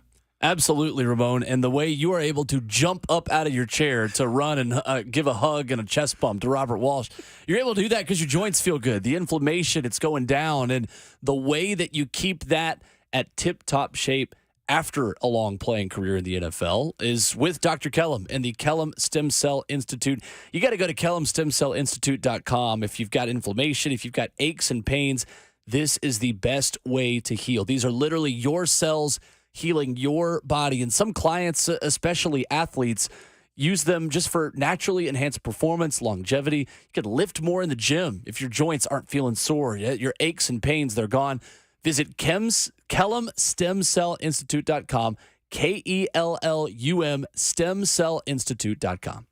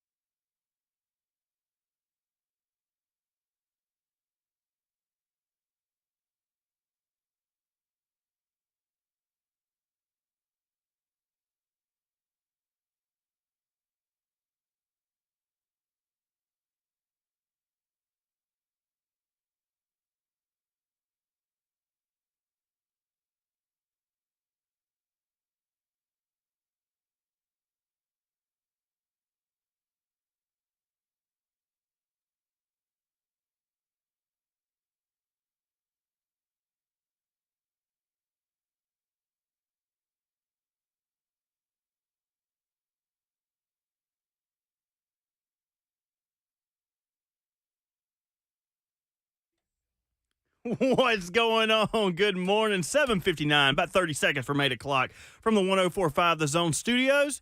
I'm Robert Walsh. Exciting end of Game 1 week as the NFL slate came to an end last night with the Jets beating the Bills in overtime 22-16. Thanks to undrafted free agent Xavier Gibson's 65-yard walk-off punt return touchdown. Here's how it sounded. It's a short punt. Gibson on the return. Near side. I don't see any flags. Gibson inside the 30. Hits the Jets. And he's going to go. Jets win it. Touchdown. Rookie Xavier Gibson. Game over. God, I love football. While the ending was electric, everyone will be discussing what happened on the fourth snap of the game as Aaron Rodgers was injured and did not return. Rodgers is having an MRI today to confirm the belief that he has a torn Achilles and the injury that head coach Robert Saleh is calling not good. Josh Allen was a not good in the loss last night with a career-high 4 turnovers, including 3 interceptions to safety Jordan Whitehead. Titans Week 2 opponent dealing with some injuries in the backfield as Chargers running back Austin Eckler is dealing with an ankle injury suffered during Sunday's game versus Miami. His status to practice this week is unclear as of now. In Week 1, Eckler was second in the league in rushing yards with 117 yards on 16 carries. For all your foundation repair and waterproofing needs, visit USSTN.com. Breaking news at once on your home for the Titans and the Vols. This is 104.5 The Zone.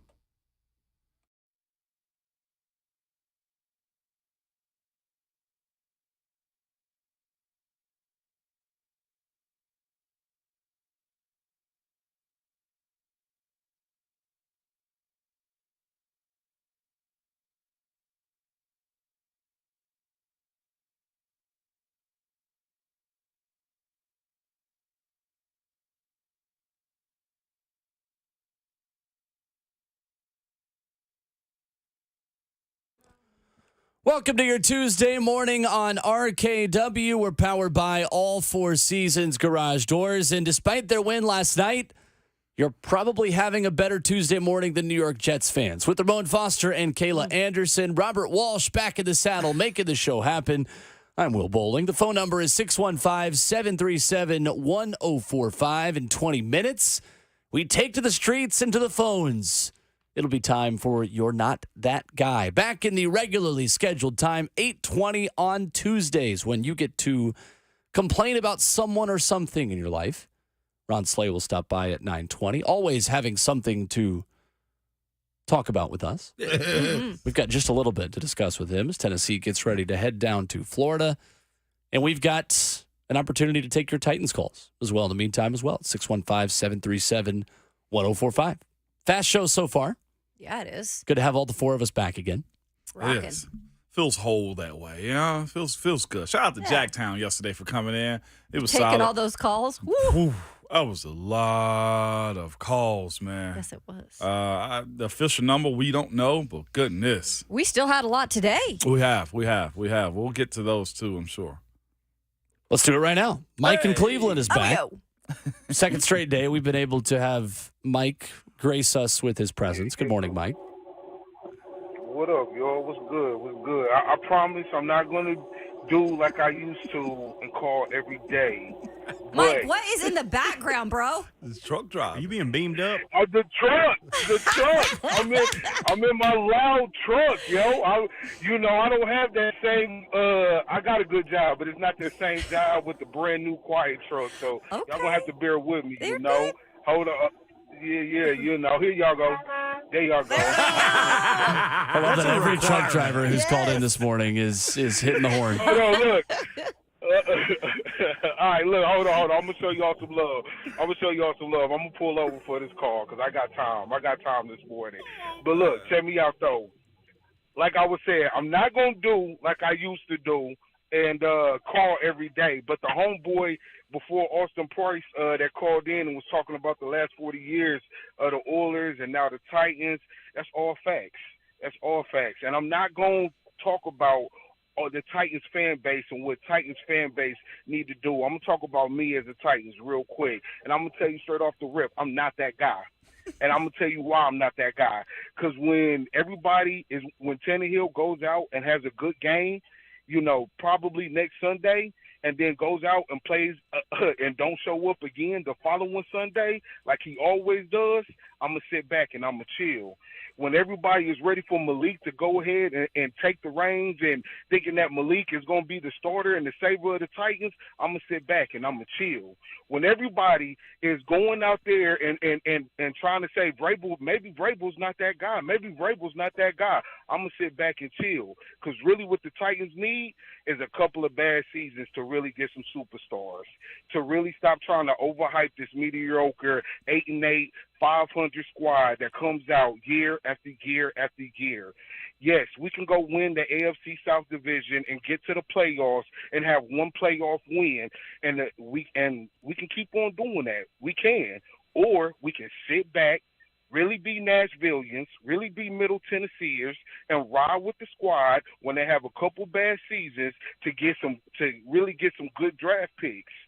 So I'm gonna say I'm not that guy because I'm gonna sit back and I'm gonna chill, and I'm gonna be a Titans fan when they come back with some real superstars and hopefully a real quarterback. I'm gonna give Mike Vrabel all the grace that he has earned, and I'm not gonna put his head on a spike with one bad season with a quarterback that needs to go ahead and die on his shield. So that's all I got, man. I'm not that guy. Deuces. All right, Mike. Mike in Cleveland. Give us the horn. Can we make it mandatory that if you are a truck driver and you call into the show, I need a honk? Yes.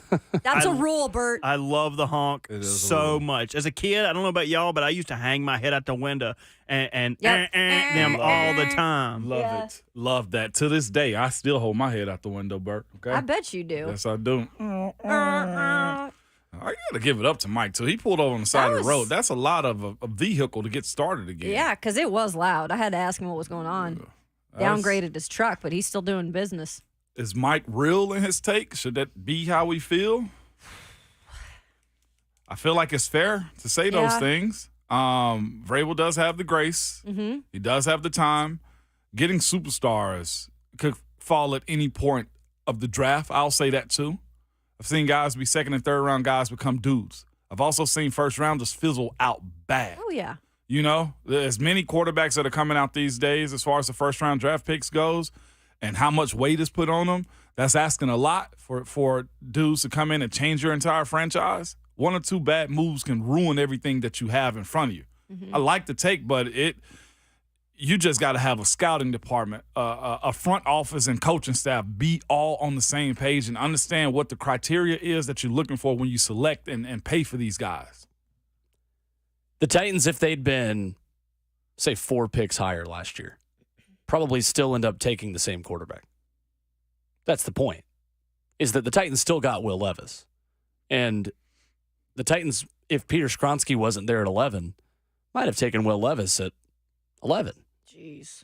So I don't know if that argument has as much steam now because the Titans clearly felt in all of the analysis we've heard that Will Levis was a quarterback that was worthy of a first-round grade and a first-round selection here. Whether or not we agree with that is a separate point. That's a separate conversation. But the Titans believe he is the future of the organization at the quarterback position. So at this point, are you willing again to roll the dice on a top 5 pick and be bad enough to where you try another quarterback? I think that's out of the window now. I think now it's about, are you willing to lose badly enough to get Marvin Harrison Jr.? Are you willing to lose badly enough to get a number 1 legit wide receiver? Well, let's go back to the last time the Titans did that. It was Corey Davis, who never had an 1,000-yard season as a Tennessee Titan. There's no guarantee that you're going to do this and immediately, snap of a finger, be out of the perpetual cycle of being terrible. And again, in the F&M Bank chat, Will loves Levis with 3 laughing emojis. I just said our opinion on this is totally secondary. I'm of the opinion Will Levis won't be a great NFL quarterback.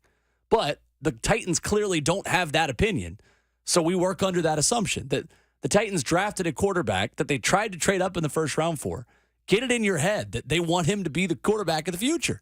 It's clear. It's obvious. Will Levis is the future of the Tennessee Titans, whether I like it or not, or whether you like it or not. But you can't guarantee that because he's not even the backup right now, and you still have a season with Ryan Tannehill unless the wheels fall off and we see what happens. But he's not guaranteed to be the starter of the future. They don't know that for sure. That's a guarantee? I think so, yeah. I don't think it's a guarantee. They tried to trade up in the first round to get him. If they didn't think he was the future, they wouldn't have tried to trade up to 26 to pick him. With this day and age in quarterbacks, Yeah. nothing's a guarantee. And he wasn't a first-round He's pick. going to get every chance. I'd side on that one. You think he's a guarantee? I think if we're That's what I talking said. about projections of what Guaranteed. he can do, yeah. Projections. I'm not saying yeah. he's gonna I'm be saying he's successful. guaranteed to be the starter. I think he has a higher percentage of being this franchise quarterback in their eyes than Malik Willis yeah, does. but I'm saying Yes. he's guaranteed to be the future. Who goes to say that he's going to work out? Unless this team is drafting in the top 3 picks next year, yes. 'Kay. And even if they are, if there's wide receivers, and they are coming out of Ohio State, unless you're going to go get him weapons in the early portion of the draft, I think it's a guarantee that Will Levis is your future franchise quarterback. And it's coming at a cheaper price, There's too. a lot of work still to be done. It is. Of course. That's without denying that, 100%. I think the best case scenario you're looking at is Jordan Love, hoping that somebody come out of the gate like him. He also sat behind a future Hall of Famer. I and know learned he- behind him. I know he did, but that maturation that he had over those years is what most people, I think, want out of their franchise guy. Yeah. And on top of that, they ended up getting him for a discount deal again. They reworked his deal to give him starting quarterback money. Sure. I want to jump on that boat. I am going to jump on that boat and say, yes, I think Will Levis is his franchise. I'm thinking they're franchise's hoping quarterback. that, and I know Will wants to be that. That's what he wants to be. But is it guaranteed with this day and age and how quarterbacks pan out? I don't know. I can't Barring say it's guaranteed. him, I would say going into year 2 moving forward, yes. Okay, look what happened with 49ers. Yes. Well, That's a he was different supposed to scenario. be. That's apples and They oranges. drafted a first-round pick. Who hadn't played a year of football the year prior. Yeah, he's But been who's injured. going to say, I'm just going to say, it's never guaranteed in this day and age. I It's feel like. never guaranteed, but if they don't, if this team comes out and select, if this team doesn't select a quarterback next year draft, if they're not picking in the top 5, then Will Levis is this franchise's quarterback moving forward. Yeah. Considering the fact that Tannehill has no deal on the table right now, there's probably no outlook for his future in the two-tone blue. He's out. I think if you're looking at the projection of what this team is looking for in a quarterback, it's going to side more with Will Levis with the ability of Malik to fight for it. Yeah, we'll see. 615-737-1045. Ryan in Lebanon up next before we get to You're Not That Guy on the other side. What's up, Ryan? Guys, good morning. How are y'all? Good morning. Good morning. So I want to talk about the quarterback position. So when does Mike Vrabel say enough is enough and throws Malik Willis in there? So we remember back in 2019, I think it was week 3 or 4, Marcus Mariota wasn't doing too good, threw Tannehill in there, and everything changed. So my question to you is, when is enough is enough? Like, is it this weekend maybe? If Tannehill goes out and throws 3 interceptions? Or is it week 3 or 4? Because, guys, I think that's going to happen.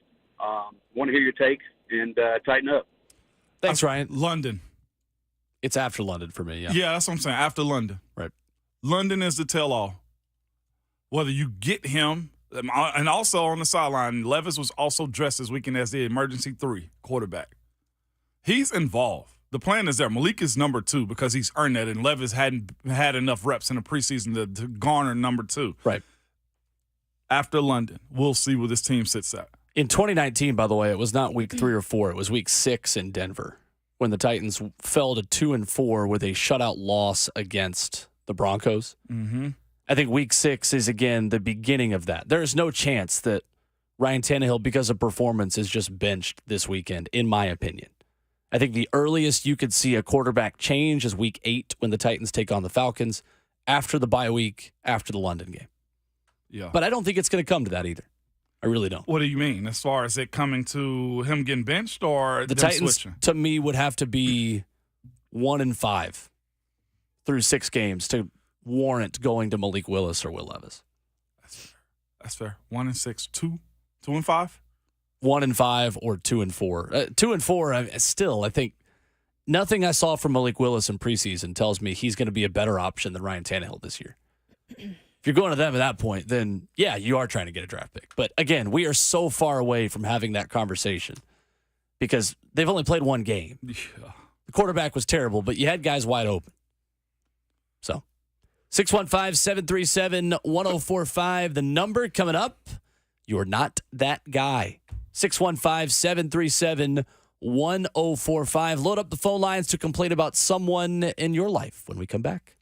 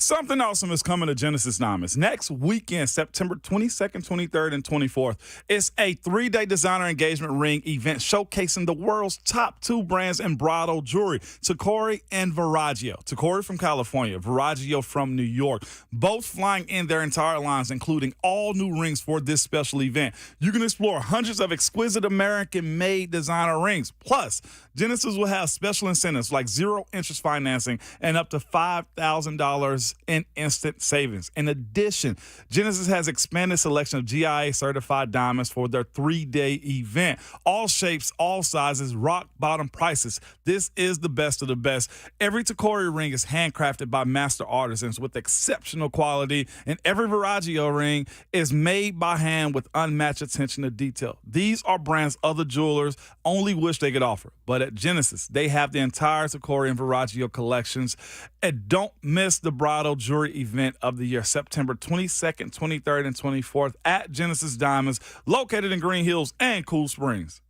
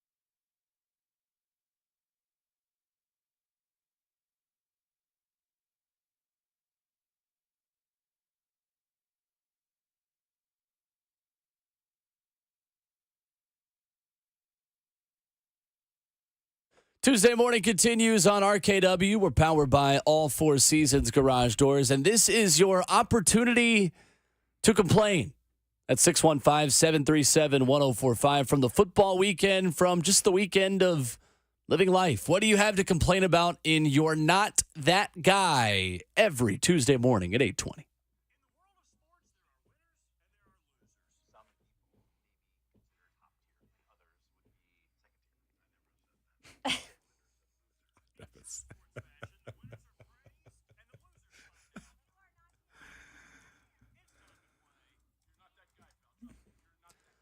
(615-737-1045). Complain about something going on in your life, on or off the field, even if you went pro in something other than sports. And I'm going to lead off on a guy that probably should have gone pro in something other than sports, who caught as many passes as we did on Thursday night when the Kansas City Chiefs took on the Detroit Lions. Yes, I'm talking about Kadarius Toney, who, despite the fact that he had 3 drops and just 1 catch, earning him the lowest Pro Football Focus grade since 2018. The lowest PFF grade since 2018. There's been a lot of bad receivers that have played since 2018 in the NFL. He still takes to Twitter on his Instagram story, posting and memeing the New York Giants, his former team, who lost 40-0 in terrible fashion on Sunday Night Football. Hey, Kadarius, if you'd been on the team, it probably would have been 55 because you would have had another drop right in your hands that would have been taken back for at least another pick six. In honor of Florida Week, former Florida Gator Kadarius Toney, I say to you, and you never will be. Should have focused more on that rap career, bud. Go with Isaiah Wilson, you're saying? Yeah, absolutely, man. Well, that was solid right there. Here we go, man. This one right here will be met by allegations and allegedly, okay? Bert, if you're not busy, can we hit allegations? Accusations. These are not false accusations. Because this will be an ongoing thing, but I have to do this. I got to go to East Lansing, y'all. Mel Tucker. What the heck are you thinking, man? The lady that he allegedly hit on is a prominent sexual assault prevention advocate. And you thought you were cool enough, smooth enough, rich enough, won enough games, important enough to think that you were going to slide by into her DMs or her phone conversation, whatever the case may be. You are now probably in jeopardy of losing your job, allegedly. You, sir, have to be one of the biggest doofuses we've ever met in our entire life. You just signed a 10-year, $95 million deal. That's all I got for him, and it's met with allegedly, and we'll see how this thing works out. But Mel Tucker, you are not that guy right now because these headlines are not good. Dude, he was one of the coaches that looked to be up and coming, right? Got the big bag, and then, like, what the heck? How stupid can you be? That's all I'm going to say about that. Allegedly. Yes, excuse me. Thank you. This is not allegedly. That you're not that guy is not allegedly, but he screwed up in the past too. So this weekend, Oklahoma offensive coordinator Jeff Lebby apologized after his father-in-law. And by the way, who's his father-in-law? Disgraced former Baylor coach Art Briles. Yeah, we all know what happened at Baylor with Art Briles. Well, Lebby decided to go ahead and come on the field over after Oklahoma's 28-11 win over SMU and celebrate. And Sooners fans did not like that. They took to social media and said, "Get off the field. You are not representing our university." And of course, Lebby having to apologize on Monday about that because Art Briles, like, bro, you're still not that guy. Yeah, absolutely. Whew. Fair. It's a good one. That was good. It's good. Man, I had to pivot. I had to pivot because I wanted to hate on Woody Johnson or Woody, the Jets owner. Yeah. Him rocking his chain last night. If you've seen Hard Knocks, the Jets owner, what's his last name, man? My brain is blanking. Isn't it Johnson? Is it Woody Johnson? Yeah. Okay, incredible. Johnson name. and Johnson. So Woody Johnson got a chain inspired by Sauce Gardner, and it just says Woody on it. And I wanted to hate on him. I wanted to hate on him so bad, but damn, that thing looks fresh. I need a chain that says Bert like that so bad, man. What do I got to do? But anyway, anytime you fly, I feel like everybody's always like, I hate people that stand up on the plane early. And while I agree with you, I don't like people that stand up on the plane early either. I got to go with people that are rude at the airport in general. I had to watch this man dress down a American Airlines worker, and it makes no sense to me because they are the baddest people on the planet. They take no guff from nobody. She just looked right in his eyes and told him to sit down. Mm-hmm. So if you are mean to anybody at the airport, airline stewardess, any of them, baggage claim, any of them, yeah. That's fair. Those people are scary, by the way. Preach. I don't know if you've ever had to talk to them or ask something. So my gate was gate 40. Yes. And I look on the wall and I see gate 39, gate 41, and I go up to the desk just thinking I was going to ask this little woman for help. I was like, my gate's 40. Where the hell's my gate at? I didn't say it like that. I was way more respectful. But I was like, where the hell's my gate at? And she, it don't make no sense. 39, 41. She's like, yes, sir, it is perfect common sense. Yep. Odds on this side, evens on this side. Basically calling me a dumbass to my face. She was like, you idiot. Did you look around, you dumbass? So don't play with them. Bert, they do that all the time. They have no niceness in their care. body. They're all the Grinch. So don't play with them. Just be nice to them, and hopefully they'll help you out. Like they helped me out. Will she tell you, sir, read that again? Slower? Slower. Now, I was on standby for a flight, and I watched this dude be so mean to her. I was like, I'm about to jump him in the standby line. And we did. Me and Cheyenne got on, and they left him at the airport. Hey, that's risky right love there. it. I love that. I love it. That's That great. is- That is good for you, Bert. You're looking for platform 9 3/4. Yeah. You're right between 9 and 10. I'd run into that thing so hard, man. Anything from the trolley? Chocolate frogs. Hey, y'all. 615-737-1045. Again, I'm catering to 1% of our audience who loves Harry Potter and The Office. I tell Actually, you no, what, that's more than 1%. It's a bigger crowd than you 10% of think. our audience My who loves wife- both of those things. My wife, if she's listening right now, I always got to call her out. She's probably fist bumping you right now, Will. For The Office or Harry Potter? For Harry Potter. For Oh, Harry that's Potter. like Okay. background music Big at our time. house. Okay. It is, Kayla. I'm like, Harry again? Yeah, it's on TV. It's on TV. One of my buddies will reread the books every year Yeah. in order. Damn. Yeah. Great books. No, straight up. That's our household. Really good books. That's how I learned to read. No lie. Is For it Harry AR Potter? points. I don't know if you guys have accelerated reader Oh here. my gosh, absolutely. We Dude. had AR points. So You I kidding me? needed a lot That's of a points. deep cut. So I read all the Harry Potters to Look at get this those guy. AR points, and I used to take those quizzes for people for extra food at lunch. If you was ever wondering how fat is too fat, if you take an AR test for somebody to get an extra pizza slice at lunch in elementary school, you too fat, brother. Oh, my God. Outstanding. Accelerated reader takes me Damn. back. Robert, Bert. favorite book? Which one was your favorite? Ooh, my favorite to read was probably Prisoner of Azkaban. I liked when it got dark. Okay. You like when it got dark. Oh, that's when I was like, "Ooh, it's getting real around here. Harry Potter might Order die." of the Phoenix. You for ever me. had the lights off in the house with the movies on? Oh, yeah. It gets serious. Well, I just when never when it turn get lights dark. on in general. You don't? I'm the kind of person that will just it will be pitch black Yeah. and I will feel perfectly I at like home. getting ready Yeah. in the darker Yeah. lights. Whew. Yeah. 615-737-1045. Mood David in Lebanon leads us off for You're Not That Guy. What's up, David? Hey, man. Love you guys' show. Thank you. Kayla, your new Southern name is Kayla Louise. Let's go. I Love take that. that as a compliment, David. Kayla Louise. And your husband married up. Anyway, my You're Not That Guy is the promo that was used, I believe it was pre-football, pre-college football, that said, like a Tennessee offense running through a Vandy defense.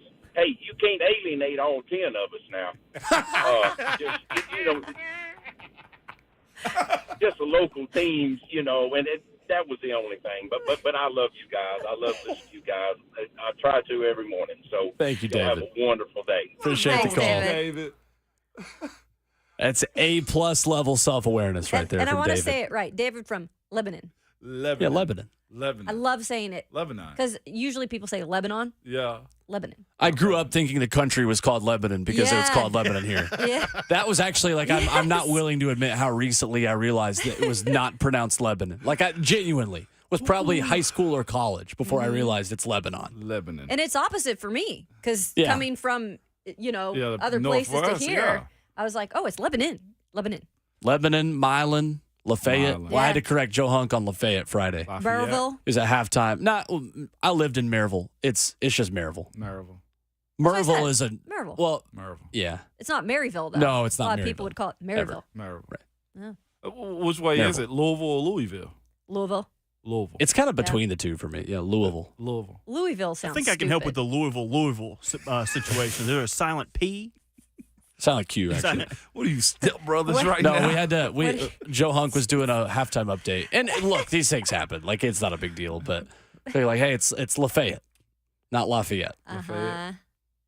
But like Versailles in Kentucky, Yeah. Versailles. Versailles? Uh-huh. That's something that Clemson gets mad about. They don't like it when people say Clemson. They like when they say the P almost, Clemson.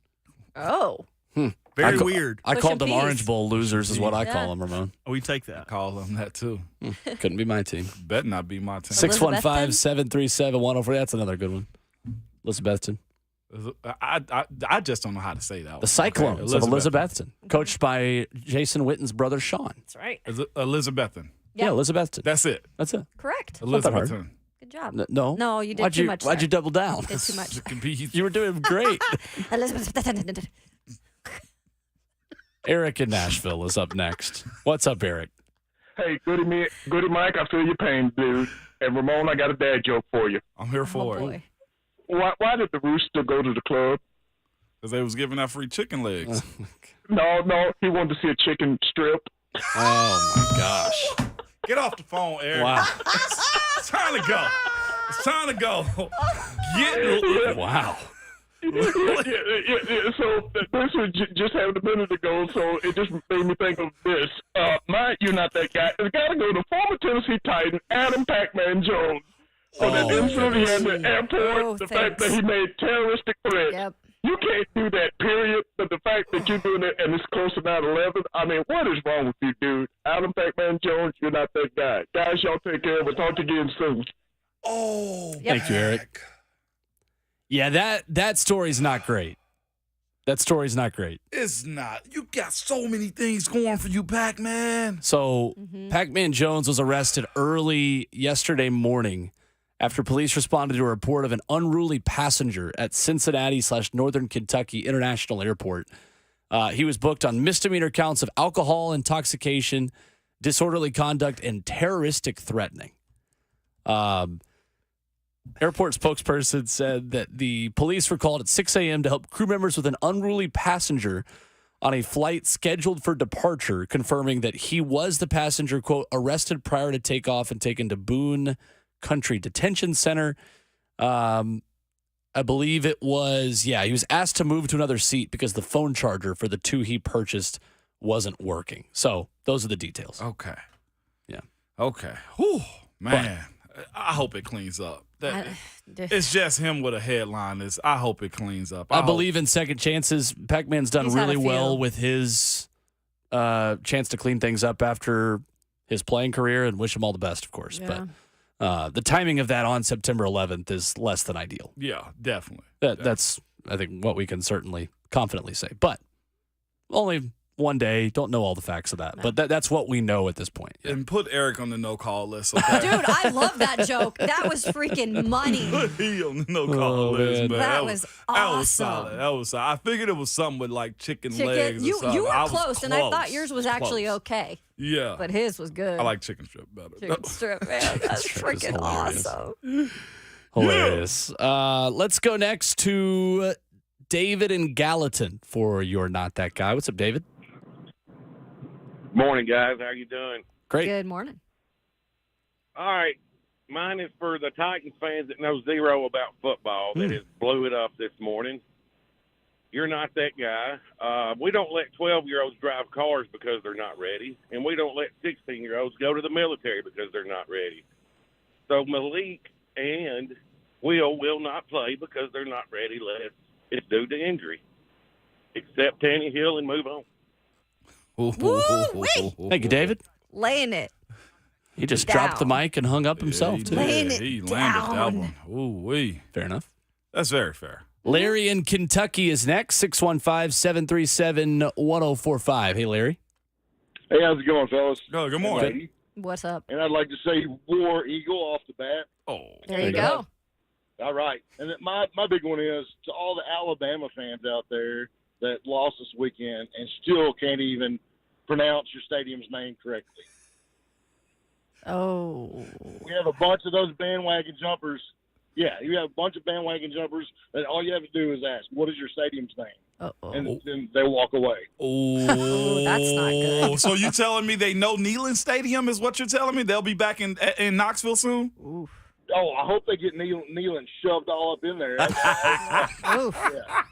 But I got a joke. I got a joke for you. Dad joke again. Here's another one. Okay. What do you get when you cross an elephant with a rhino? I don't know. Hell if I know.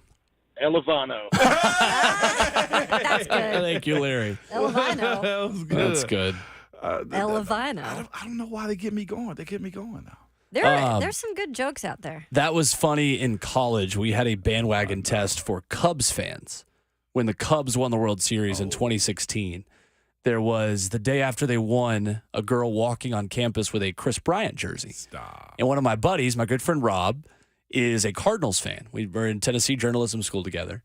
And he walks up to the girl livid because the 108-year streak is over at this point. He's livid and walks up to this girl and goes, "Excuse me, can you tell me who the Cubs third baseman is?" And the girl's like, "Oh, I have no idea. This is just my boyfriend's jersey." No. And Rob just goes, "Thank you for proving my point." No, he did it? Yeah. No. I always love that of when you find a fan from a bandwagon team in the wild and you quiz them and they fall short. Warms my cold heart. So Alabama fans don't even know their own stadiums. Name. That's terrible. That's bad. The ones who go to the game do. What's the actual name of the field? Because the field can be different from the actual stadium name, too. I don't know. Because it's Bryant Denny Stadium. Yep. You know what the field name is at Tennessee? At Phil, it's Neyland Stadium. There's a field name. The field There's name. an actual field name? Yeah.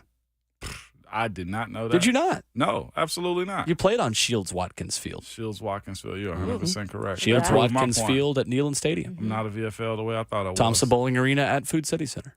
And it's not Jordan Hare. It's Jordan Hare. Jordan Hare. Jordan Hare at That's Auburn. Jordan? Jordan Hare at Auburn. Yeah. Unfortunately. One of the first things I learned in that market. Do At not Auburn say Stadium? Jordan Hare. That's their stadium's football stadium's name. Yeah. That's real. 615-737-1045, our number. We'll play the audio of Mike Vrabel talking about Derrick Henry not being used in the second half when we come back on RKW.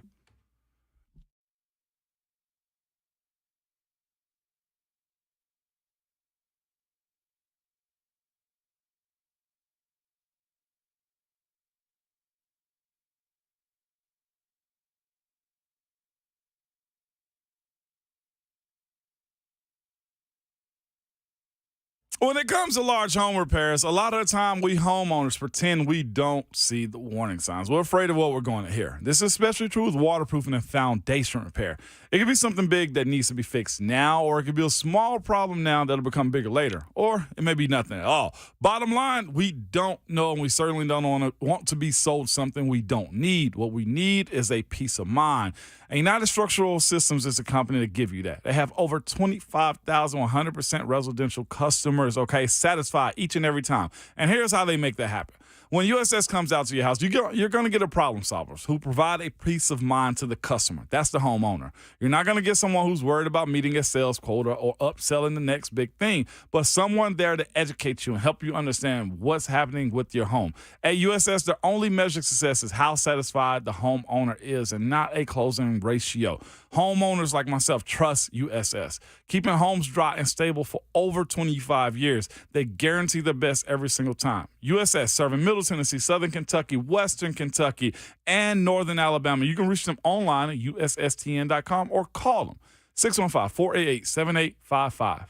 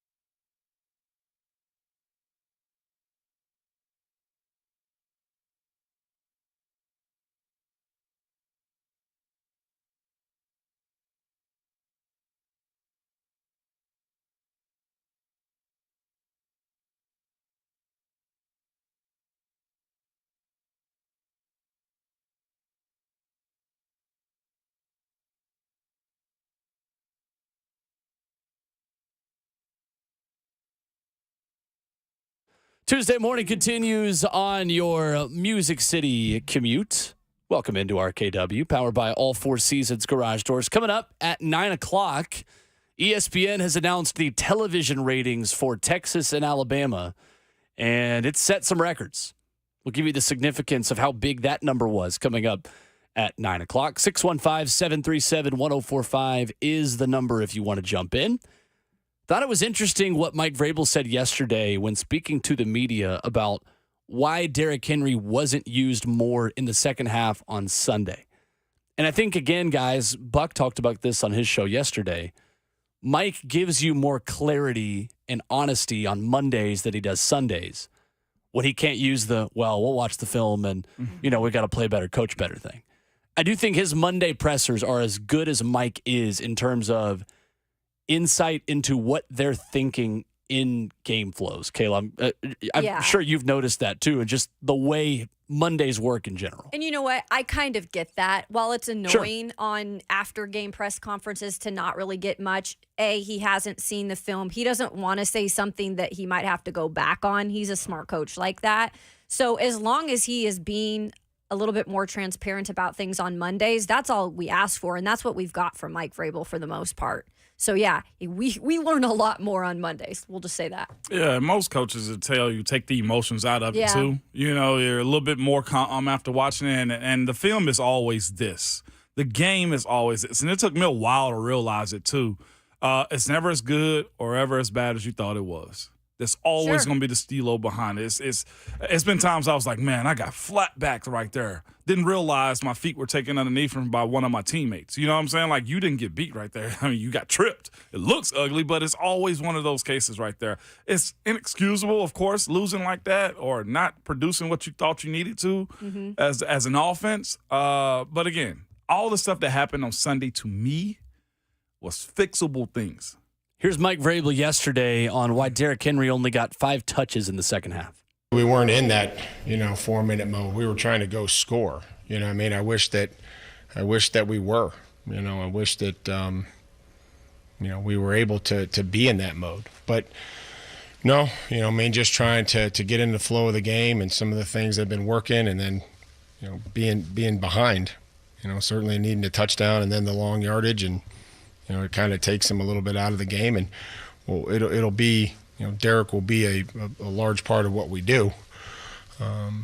But when you get into 3rd and longs and you get into 2nd and 15s, and we had the 2nd and 20 that we threw him a swing pass to, he's going to continue to help us. There's Mike Vrabel yesterday. First time since 2019 week 2 against Indy that Henry had that few carries and that little percentage of the snaps in a 1-score game. Which I remember that game is the beginning of the end for Marcus Mariota. Oh. That was kind of the day we learned the writing was on the wall for Marcus with Tannehill right behind him. We mentioned it earlier that he's not there yet, but this could be the beginning of the end for Ryan Tannehill and the Derrick Henry offense as we know it, and a shift to you might have a new quarterback in a year, and I think you're definitely looking at an offense that's more built around what Tajay Spears can do in the pass game in passing situations. He is there to not just block. How many times did we see Hassan Haskins be 2 yards in front of Ryan Tannehill, almost as an H-back last season? And there was no deception at all of, well, maybe he's going to run a route. No, he was there to block. Yeah. He was like a personal punt protector, but in shotgun. The Titans, we said it all offseason, had to become less predictable and more multiple. And they do by putting Tajay Spears on the field. But I thought that was an interesting explanation, again, just of the scenarios they were in and the 4 pre-snap penalties that led the NFL from the Titans' perspective in a way you don't want to lead the NFL. Absolutely not. It was fascinating, though, watching Tajay being incorporated that much. I knew the question was going to come up. That was the most obvious thing that was going to happen over this weekend, man. It was like, oh, Tajay, where's Derrick? I'd say it's a good problem to have, though.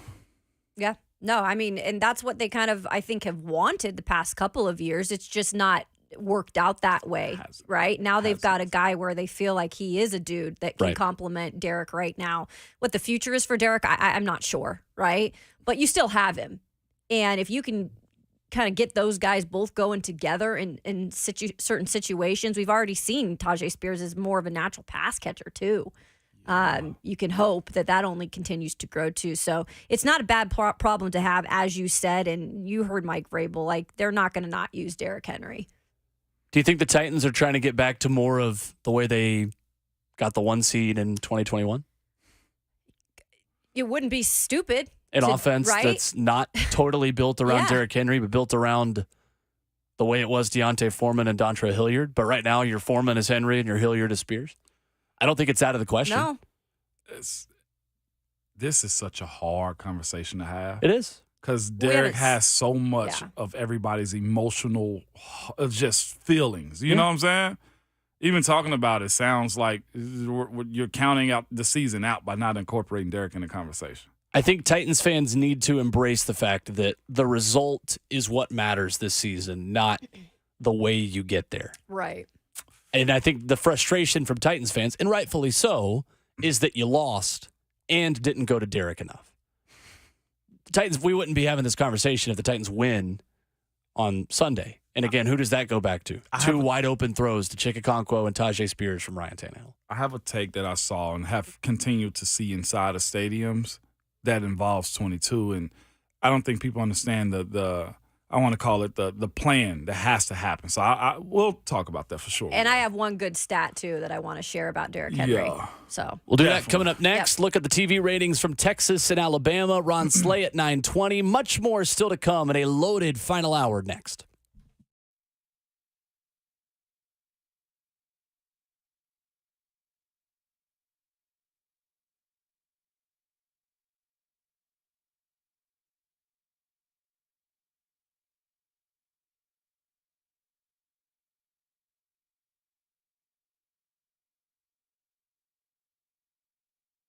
It's Ramon Foster for My PhD Weight Loss. I'm here to tell you guys this, man. On average, most male clients will lose between 3 to 5 pounds a week, and most female clients lose between 2 to 3 pounds a week. And I'm here to tell you, if you're hitting up those tailgates, those cookouts, those fall brawls, whatever you want to call them, and you're putting on a couple extra pounds, visit myphdweightloss.com. I promise you this, they will have a plan that will work for you and only you, simply because they cater to your needs, your lifestyle, and how you operate on a day-to-day basis. Getting started is usually the hardest part, but I'm here to tell you this, with the coaches that you'll receive and the guidance, you won't be in this alone, and you will be proud of your results. I continually hear the conversation, man, you look good, you look different. Well, that's because they had a plan for me, and it works. Clothing sizes have changed. Just everything about my lifestyle has changed because of that. If you're like me and others who've jumped under My PhD Weight Loss, go do the right thing. Visit My PhD Weight Loss and get ahead of the curve. Be sure to tell them that Ramon sent you.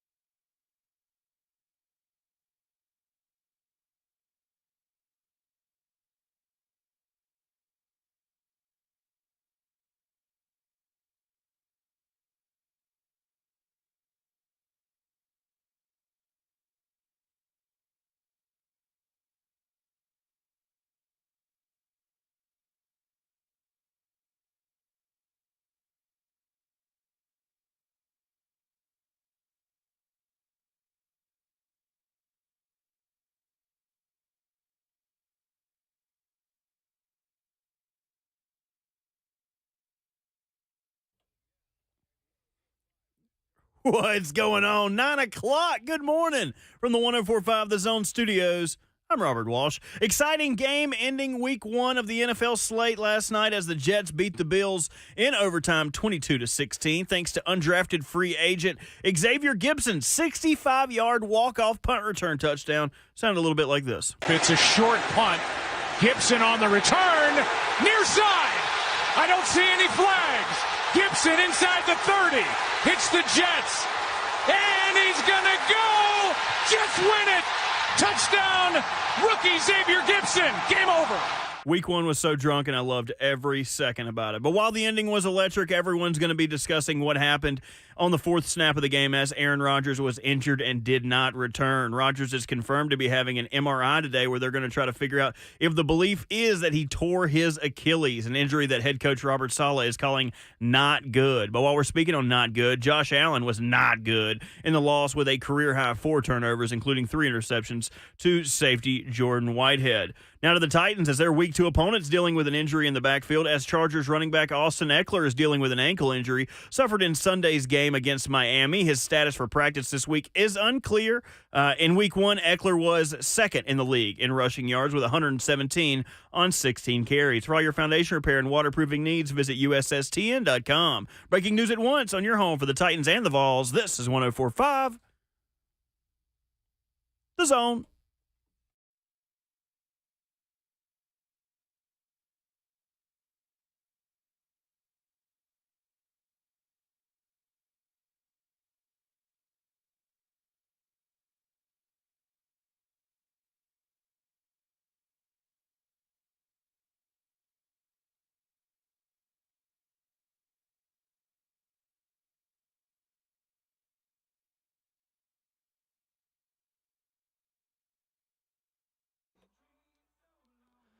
Tuesday morning into the fourth and final hour we go as we continue on RKW, powered by All Four Seasons Garage Doors. 615-737-1045 is our number. We'll tell you about the television rating that made big headlines minutes ago as Texas and Alabama was the most watched college football game on ESPN in quite some time. Details on that. Details on Derrick Henry's usage on Sunday in New Orleans.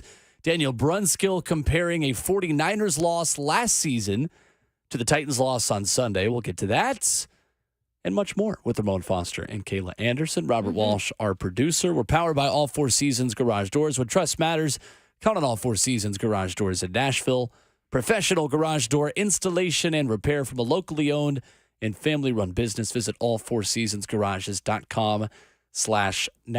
Kayla, you've got a Derrick Henry stat that is relevant. Yeah, so I was talking to Corey Curtis of News 2 yesterday because we're about to put together TN Nation for News 2, which I still contribute to. And we were speaking about Derrick Henry and just the utilization of him in this last game. And he gave me a graphic, what he was putting into the show, and it said specifically, it listed everything and said the last 5 games, Henry has had 15 carries or less. Guess what? They're all losses. 0-5. They're all losses. And we just were discussing at least to have him in because he was on the field less than 50% of the plays, at least to have him in to set up play action in certain situations in that second half, which wasn't the case. Is that because the team was reeling and trying to go more to a passing game? Is some of those situations because Derrick involvement in the game goes down? Seems like in a major way whenever this team is chasing points.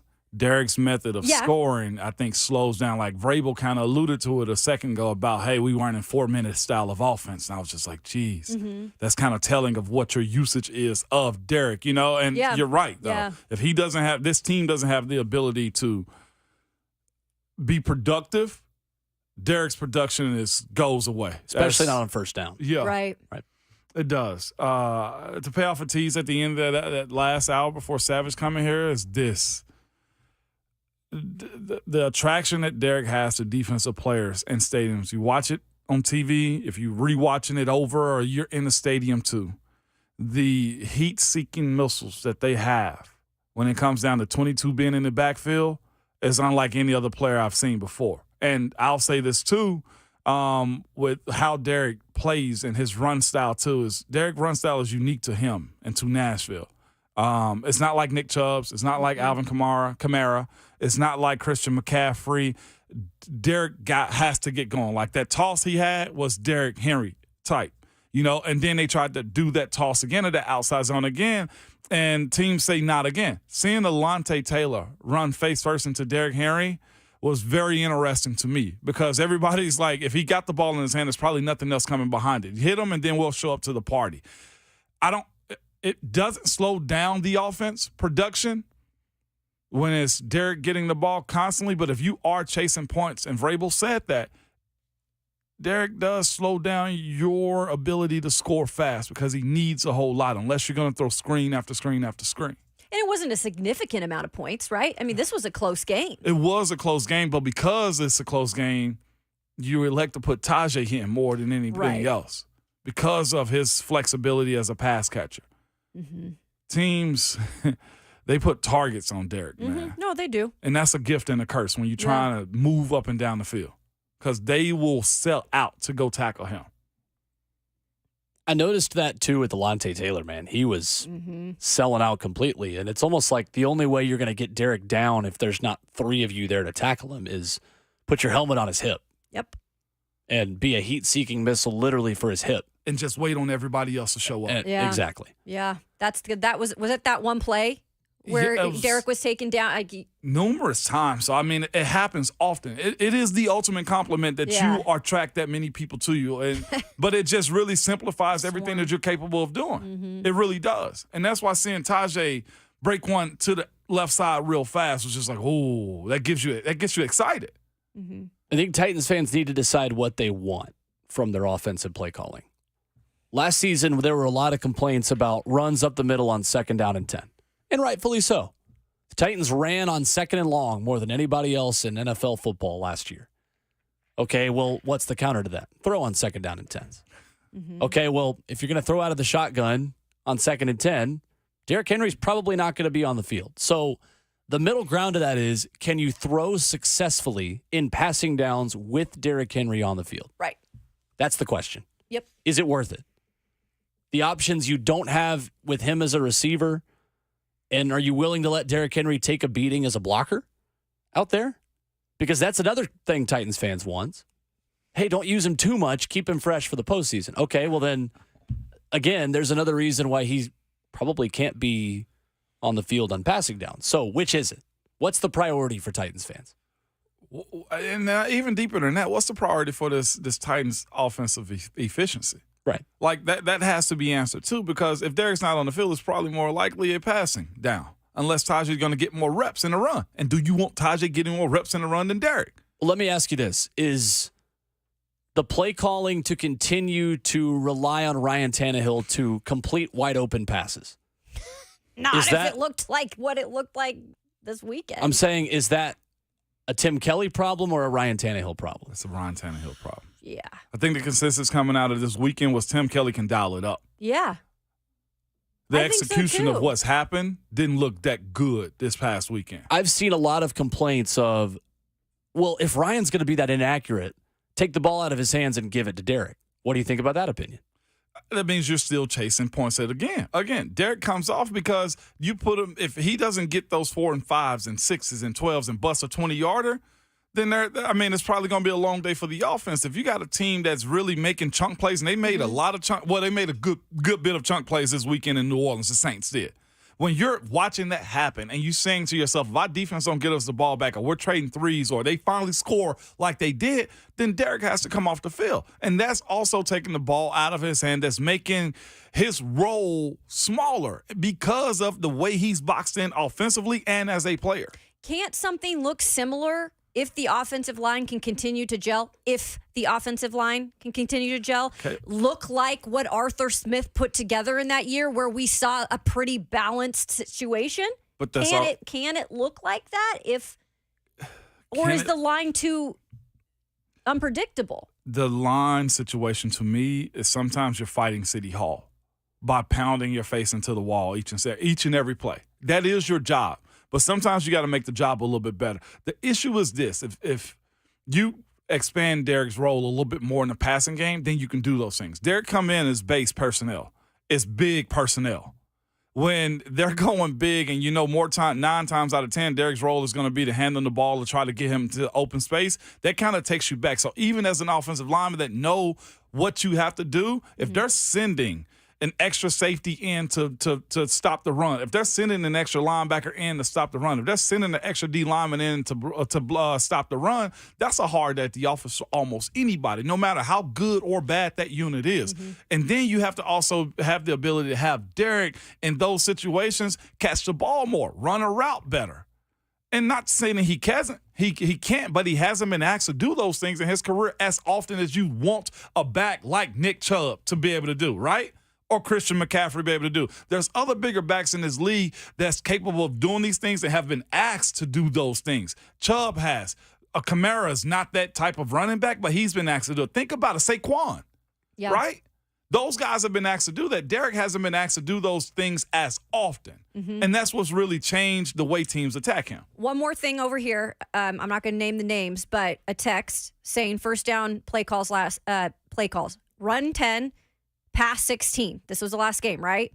That's what fans' biggest complaint was, that it was predictable on first down runs. That did not look like that on Sunday.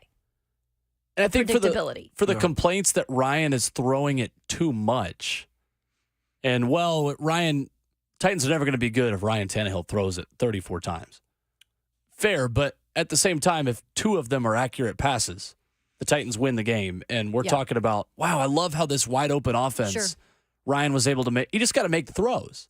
I don't think this is a Tim Kelly problem. You have to trust, as an offensive coordinator, that in the National Football League, with a veteran starter in his 30s, that you can hit wide open receivers when they are schemed wide open. And Tim Kelly schemed wide receivers wide open in the Super Bowl, and then the Superdome, with a bad offensive line in front of a raucous crowd. That's not on Tim Kelly. Yes, you can rely too much on Ryan Tannehill. I don't think they were relying too much on him. I think they were relying on him to be average, and he was below average. They weren't asking him to win the game for them. No. Just make your plays. Yeah, just hit Chika Okonkwo on the reverse. Hit Tajay Spears on a wheel route wide open, and Ryan couldn't do either of those things. That is what it is for week 1. Close the book on it. We're going to do Scout Meeting Wednesday tomorrow. It's a new chapter. There were a lot of really good quarterbacks who were inaccurate yesterday because they're throwing to guys for the first time and didn't play preseason. If this continues until the bye week, then we're having a very separate conversation. But for right now, it's one game. I agree. I think 2 things can be true at once. If we're talking about this after the Ravens game in London and the Titans have 1 or 2 wins, show me what Will Levis and Malik Willis have. But until then, it's one game with inaccurate throws on play calls that were the correct ones, in my opinion. 615-737-1045. Ron Slay will join us coming up next. We'll ask him the same question. Did the Titans rely more on Ryan Tannehill over the weekend than they should have? And secondly, how do you feel about Joe Milton heading into the Swamp this weekend? We always do a little Titans, little Vols, a little bit of life with Ron Slay coming up next.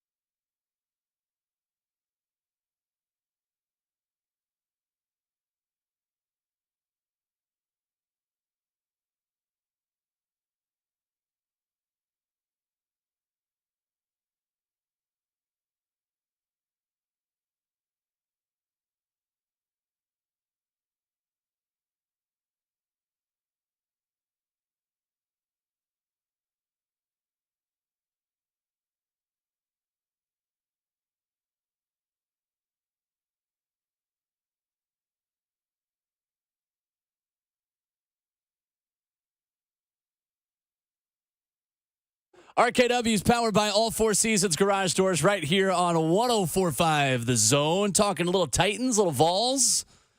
9:20 on Tuesdays always means we talk with Ron Slay here on the show as he gets situated, gets settled.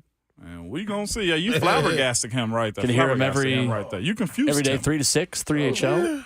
Yeah. We'll pull this off. You're amazed that I'm going to be in Gainesville and in Nissan Stadium this weekend. It's possible. Yeah, because I was going. Yeah. There's a 6 a.m. flight out of Jacksonville. Oh, wait, what is this? It's the mic cover. Look at that. Nobody's doing a my extra one. I try to, you know what I mean? I try to help. He always help the people out. Look at you. I try to help the people out, KK, man. Ever since Bert you. went crazy, just started spitting on our mic. No, I like that. You're smart, Ron Slay. You're a smart man over there. You know what? So watch what I do. Right? Yep. There's I'll put another earpiece in. There you go. There's a 6 a.m. flight out of Jacksonville that gets you back to Nashville around 7:30 with the time change. How far is Jacksonville from Gainesville, though? 45 minutes to an hour. Yeah, right. Yeah. Really? I've done it before. Quick. That's always where I fly into when I go to Gainesville. Yeah. See, I was going. I couldn't find no flight out to get back in time for. I was gonna get back at 9:23. I'll send you my coming flight out of number. Gainesville. Yeah. Oh, it's too late now. Dang, My dad and I have done it. This will be our 4th trip to Gainesville. You We're ain't yet lying. to see a win, but, there you go. You're looking at the map right now. Yep. So I the didn't way, realize they was that close. the way I we've didn't done it, either. free shout out. There's a hotel in the airport, too, right at the airport.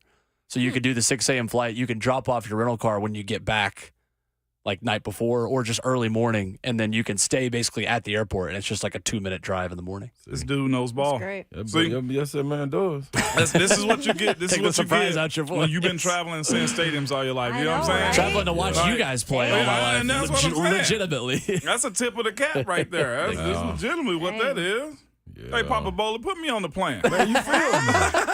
the family friends plan. Slade got to travel T-Mobile. with us. Yeah. Slade traveled with us coming back from Baton Rouge last year. You saw the way when Ronnie Bowling is scheduling a trip for a Tennessee game, the I's are crossed and the T's are dotted. Ladies and gentlemen. Land. Put me in with him. Put you in with him. Yeah, Papa Bowling ain't playing He don't play around. No, I almost want to say something else. I almost want to say the BS word. Papa Bowling ain't bullshit on him. You know what I mean? Like, yeah, no, man.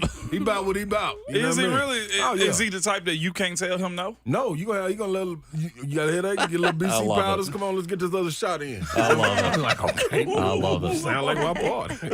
I'm bowling with it. Yeah.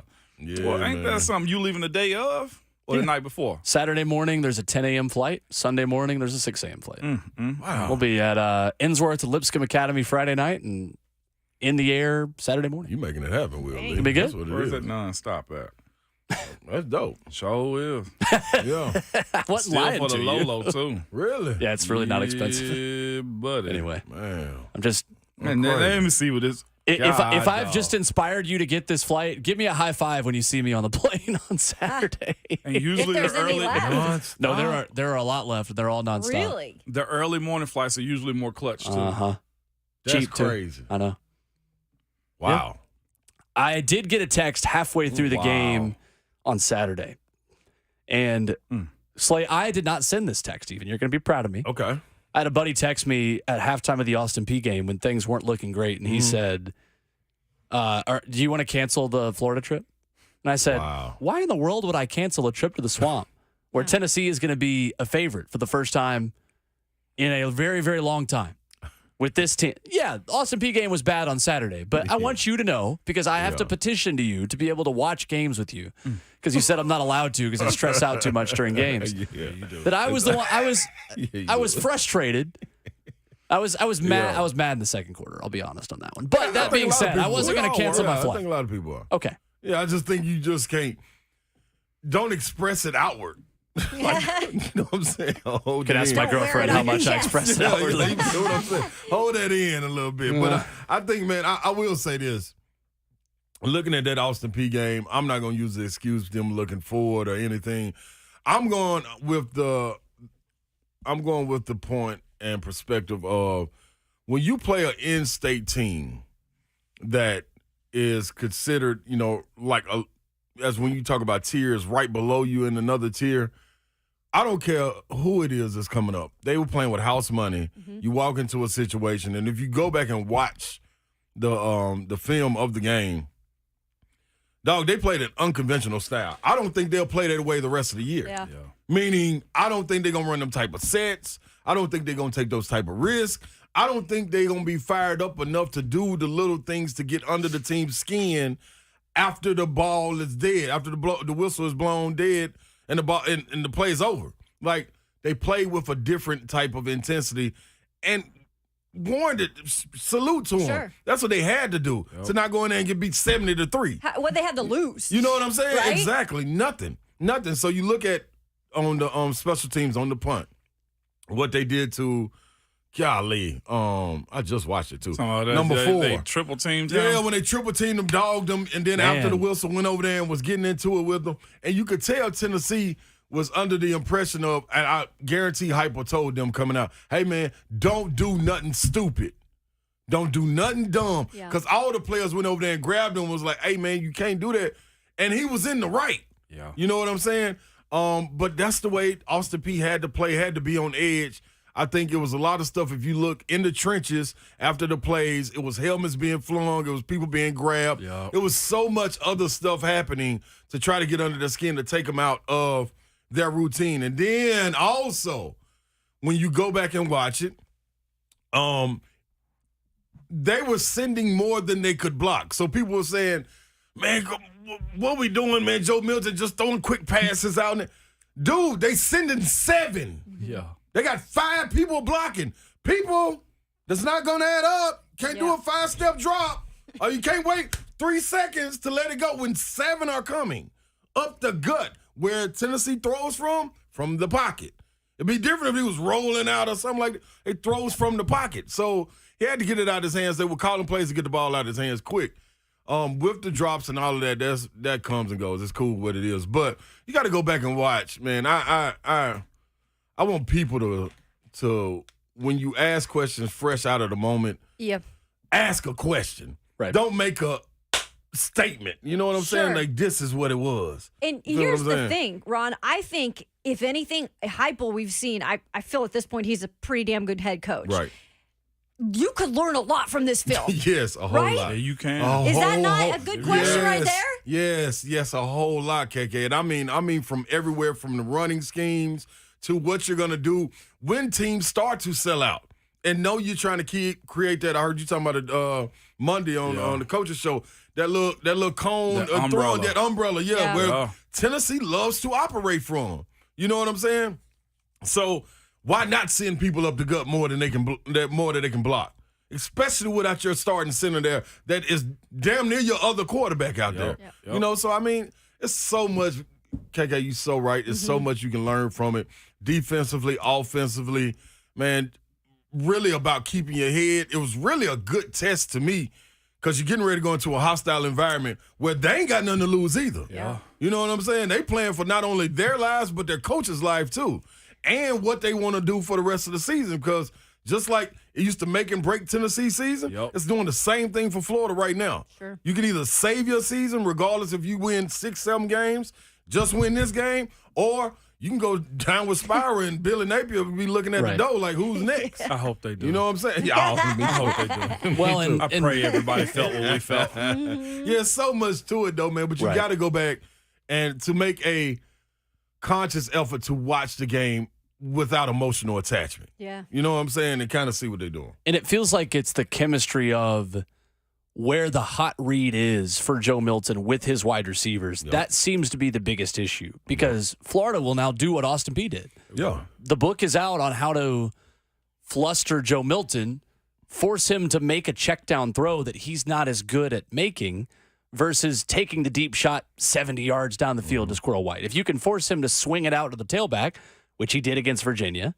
but didn't do as well against Austin Peay, that's now the book out on Tennessee. Now the question becomes, like, how does Tennessee adjust now and counteract it? Because last year, the offense did not look good against Pittsburgh. Yeah. And they came back and they hung nearly 40 on Florida. And yes, Pittsburgh is way better than Austin Peay. I get that. But I think we forget how bad Tennessee's offense was through 2 weeks, and specifically how bad Hendon Hooker was. Hello. Hendon Hooker was inaccurate. Boy, you better get off the front porch, boy. The first 2 weeks of the season. Off the front porch. Remember the Bowling Green game, or Ball State game. Jordan Rogers was on the color call with your guy Tom Hart, and he said in week 1, he said, "I don't like the way Joe Milton is high, or no, excuse me, Hendon Hooker. There I go, high on these throws. He's stepping too far into his throws, and he's about a half beat high."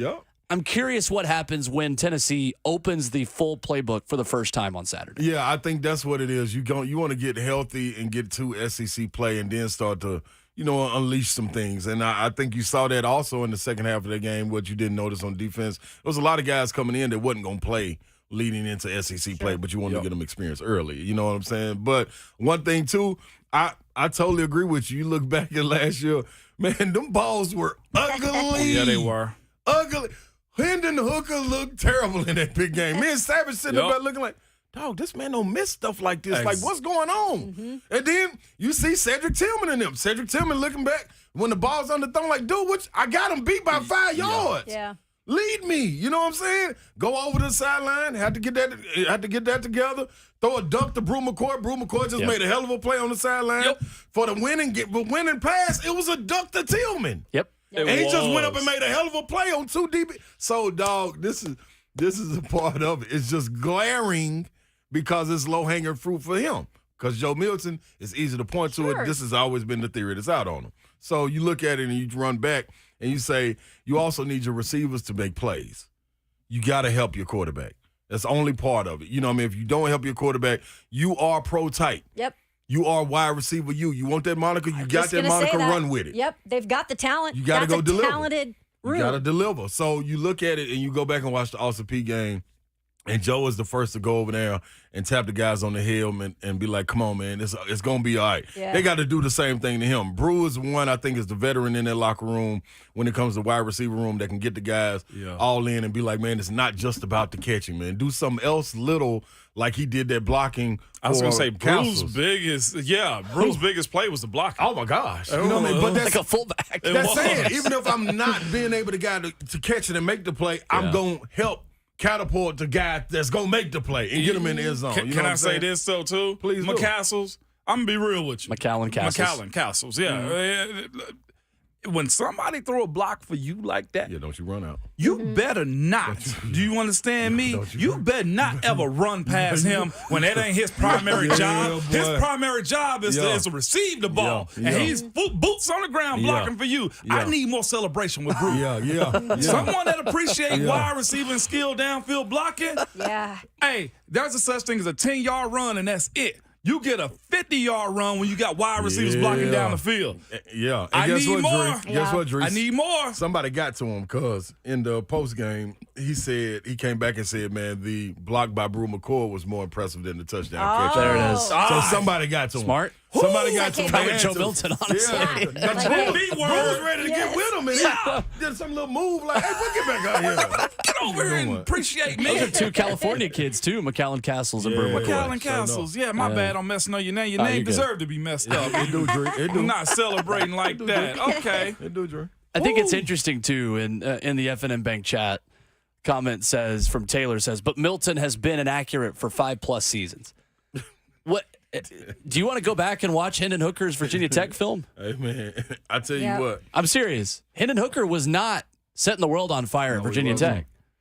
It was a maturation. He was remade as an accurate quarterback within Josh Heupel's system as a full-time starter. And I think there's still belief that the same can be said for Joe Milton this season. I'm not going to guarantee it, but it's people acting like Joe Milton's fate has already been sealed. So, same old Joe. That's the wildest thing, man. Is I think a bit irresponsible. Yeah, I believe that too, Will. Like you said, man, we've been conditioned to it. And that point was brought to me, man, by a rep. And I'm sitting there watching. I had the luxury to watching the game, man, with Carl Pickens, Bobby Graham. Wow. And then, It was a cold-blooded little flex. And, man, I'm sitting there like, I ain't even never met Carl Pickens. And dude, he damn near won't be eye to eye. I'm like, dog, you couldn't have been this big playing receiver, man. Like, dang. Dude, huge and fast, and diesel still. Like, dang, man. So it was good conversation. And I was, at halftime they all came back to the tailgate and we sitting there watching the game. And he was like, I was like, man, Joe, man, a little bit off, man. Like he throwing behind the receivers. It was like, dog, with your catch radius, if I'm playing and I got a catch radius, this is my catch radius. Just put it anywhere in here, right here. He said, I'm going to get it. Let alone if it hits here, here, here in a full box in this little square, and it hits two hands, I don't even worry about it. That's on me. You know what I'm saying? Because you're building your confidence in your quarterback. This is what you want. You know what I'm saying? You don't want your quarterback to be thinking, dang, if I can't get it right there in that window, I ain't got nothing. You know what I'm saying? You supposed to be that guy. Y'all putting guys in the league, right? Well, why would you not want him to pass you that ball? It's hitting you into it. Yeah, you running full speed. You're not having to reach back. You're doing this and catching. You know what I'm saying? So it was like, could it be a better throw? Yes. But are you getting the opportunity? Yes. Take the most of it. We saw Garrett Wilson last night have an opportunity. You feel what I'm saying? And that's all I'm saying. Yep. It's stuff like that. It's stuff like that. All you ask is for the chance. You know what I mean? Do. That's it. And that's coming from. So for all the people that somebody was in our chat yesterday and said, man, it's like, why are we listening to you? You're a basketball player. Well, it's coming from all-pro, all-American. You know, listen, y'all, I'm not bringing y'all nothing that I'm not second-guessing with somebody that played the game somewhere. I watched the game with people that played the game so I can come back and say, you know what I mean? And I can be staying corrected. Can I say? Yeah. If y'all ever walked on the campus with Ron Slay at a football game, I did on Saturday. This joker didn't play. He didn't play basketball, did he? Right. He didn't play basketball. I thought he played football. The one time I went. That joker was number 35 on the football field. Seriously. Y'all don't know who you talking to when you're speaking about Ron Slay on a football, almost any football stadium. I'm like, I got to take this damn helmet off. I was walking around Vol Village and Slay's got a posse around him Saturday. Hey, Slay. Slay turned around like, let me kiss some babies, shake some hands real quick. Then he sees me. Slay sees me and my family. He's like, oh, hey, what's up? Let me go holler at them people right now. Anybody that said that to you need to have that. But then I did tell them, though. I was like, man, listen, we'll be at Buffalo Wild Wings on Thursday. If you're feeling that way, just come on out. We'll have a conversation. Then he disappeared off the chat. I can't find him no more. The hot barbecue's back, too. I was like, it is. Hot barbecue's back, brother. He's on the milk carton now? Yeah, I'm looking for my boy, man. Okay. Where y'all at this week? We're at Mount Juliet, Buffalo Wild Wings. Then we're at Cedar Creek Friday at Scoreboard. Nice. Cedar Creek pretty cool. That's out there on the lake. Going early, too. Dude, we got a partner out there that's going to get us on the boat by 11. Oh, wow. So y'all want to slide? Pontoon? Yeah. On Thursday? Yeah, Harlow. No, Friday. Oh, y'all going up there on Friday? Yeah, it's on Friday. Buffalo Wild Wings on Thursday. We might have to act like it. You got some good dinners coming up here. Oh, yeah. What I got going on Friday? We got to work. We might as well do something, KK. Right? You going on the boat? I'm going on a boat by 11. I'm on a boat. Can I drive the boat? Harlow will let you do anything. What up, Harlow? You got to get a captain hat. Harlow probably got one for I'm you. gonna go out there with a NWA hat right there. I was just ready to roll. That's all I'm telling. Me and Easy E, you feel me? Me and Easy E out here. 615-737-1045. Texas, Alabama had 8.8 million viewers on ESPN. 10.7 was the peak. That is the most watched regular season college football game on ESPN since 2015. Ooh-wee. A record that'll be broken when they've got the game of the week every week. But for right now. Yeah, you always build They hot. Crazy. They hot. Coming up next, we'll ask Slay the question we were asking the people before our last break. Did the Titans rely too much on Ryan Tannehill over the weekend? Or is it just a Ryan Tannehill problem? What happened against the Saints in New Orleans? That's next on RKW.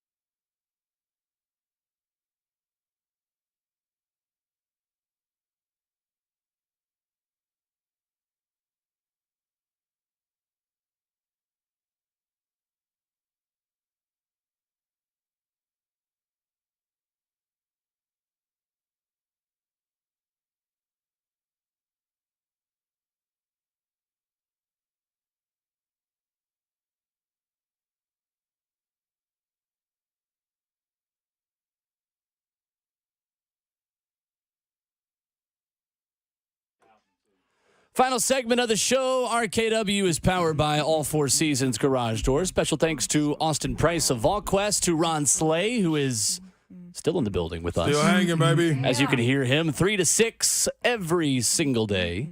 3HL, SEC Network star, honorary football player, according to Ramon Foster. If you know, you know. He is. That's Might my be dog. doing. I love doing it with my dog. Pause. Slay having a good was. time with my dog. That's right. Were the inaccurate throws by Ryan Tannehill on Sunday a Ryan Tannehill problem? Or did Tim Kelly and the Titans offensive staff rely too much on him in New Orleans, in your opinion? To answer that simply, hell yeah. That was Ryan Tannehill problem. Like, golly, dog. Like, anytime, I understand, man, being a little anxious and having anxiety when you back there in that pocket because you're coming at a different speed. You know what I'm saying? I was as a Savage. Man, is it really a difference between the preseason and regular season? You know what I mean? Is it a different switch? Because so many people point back to, man, that's why you got to play the preseason, But if it is a different switch, it really don't really matter until you get into that game and you got a collective experienced group to get out there with you and you be able to have your timing down and you ready to roll. You know what I'm saying? And it just looked like he was antsy, man, and trying to put touch on it and not get it in, not get the ball in there. And then sometime when he did get in there, he put too much on it. It was just too much going on, man. Too much going on. I thought it was on Tannehill. Here's the next question. You think it's fixable? I do think it's fixable. Okay. Oh, and the only reason I think it's fixable is because he's a vet. Yep. If it was a second-year guy or something like that, you'd be like, man, is he in that sophomore slump? You know what I mean? How does he work his way out of it? With him having the experience that he does, this guy just need playing in regular season reps, not anything else. Not no sell on sell, not nothing like that. Not with a whistle blow, you hearing thuds. No, live game action with them breathing down your neck, and you know what I mean, and have your guys step up to be guys. So, you know what I'm saying? Like it can't be second guessing. He got to be all the way in on it, and a lot of that too, man, is getting you got shiny weapons. Where do you want them? You know what I'm saying? Yeah. And the thing I don't want to happen is you get a guy like DeAndre Hopkins and you zero in on him. You know what I'm saying? Like I don't know what the talks were before coming here to say that, hey man, I need about 10, 12 touches a game. You know what I'm saying? Dog, I got you. You know what I mean? And you forget about Burks could use about 6 to 8. You know what I'm saying? Chick could use 6 to 8. You got Taj, like you got some NWI, you can give them 3. You know what I'm saying? So that's the thing, man. Like, how do you work through that part? Because I don't think he's had that many weapons. Like when you use a security blanket in A.J. Brown, you know you can go to him because you got to go to him. In this case, you can go to other guys. You know what I'm saying? So how does he deal with that? That's going to be interesting to see. Sure. Definitely. Vols this weekend, man. Vols this weekend by 150. Hell, you talking about? Yeah. You know what I mean? I'm talking about. I'm just saying, man. We on their head. We on their head. Gators all week long, man. You understand what I'm telling you? a new belt. Man, I'm worried. I got you. I'm getting them on consignment. Size 34. Man, they sending them on consignment now. Make sure it's a left-handed belt. That's how much I know they're going to have to be. That man down there, Billy Napier down there, I'm talking about, man, I seen that man on his hands and knees. You hear me? I seen that man out there in the driveway Billy's last on stand. his hands and knees like he lost his old lady, man. He looking up at the top window. Please look out the window, Rapunzel. Please look out the window. The man about begging people to wear all blue. He don't even want to wear their regular colors. He said, don't come in with no blue and orange. They might think it's for them. We want you to wear all blue. I looked up and said, Billy Napier, boy, you need the Lord to come down. You ain't got Moses' stick. What you gonna do? Because, boy, we on our way to see you. You hear what I'm talking about? Willie, we coming down there. We ain't playing around, man. I seen the hype video yesterday, 2001, with Big Dog, 98. Big John Henderson just went to Tennessee Sports Hall of Fame. The man was looking. I know that look in his eye because I played with him. Yeah. I done seen that look. Savage. When you got that look and you go down there into the swamp, Lord have mercy on they soul. Not yours. They soul because they going to need it. I'm telling you right now, the way them boys run that rock, Jalen Wright, Jabari Small, don't fret. Y'all move, stay wide. Yeah. Way out there on the hashes. Yeah. Way out there on the hashes. We're going to play 7-minute box. Yeah. Just like Moses. Hat on hat. Just like they want to wear blue like water. Part that sea. We're coming straight down the gut, baby. Jalen Wright, Jabari Small, double doses. It's the last thing you seen since T. Stevens. You hear me? Do it. They better be careful. We on y'all. We on y'all. Send them down, We on y'all. We on y'all. Send them down. We on y'all. Billy Napier, boy, I'm telling you You're right not now. that guy, pal. Trust me. You're not that guy. My boy know what to do. That's right. Attorney Robert Walsh. You better talk to him. Sunbelt Billy gonna catch it from the Tennessee Vols like you did from Ron Slade just now. going Nothing down, else baby. we need to add. You can hear It's that going energy down. every day from 3 to 6. Going down. On 3HL. Slade, Got thank me you. going. I'm taking Trey. all bets. You heard the man. I'm taking here. all bets. All of them. Back at it tomorrow. Rep You Brian heard the Scout man. meeting Wednesday. We turn the page to LA. Ramon Foster turns the page to Words of Wisdom right now. Please at all times, okay? Unless you're running Sylvester Slade, your Twitter fingers and your mic is always hot, baby.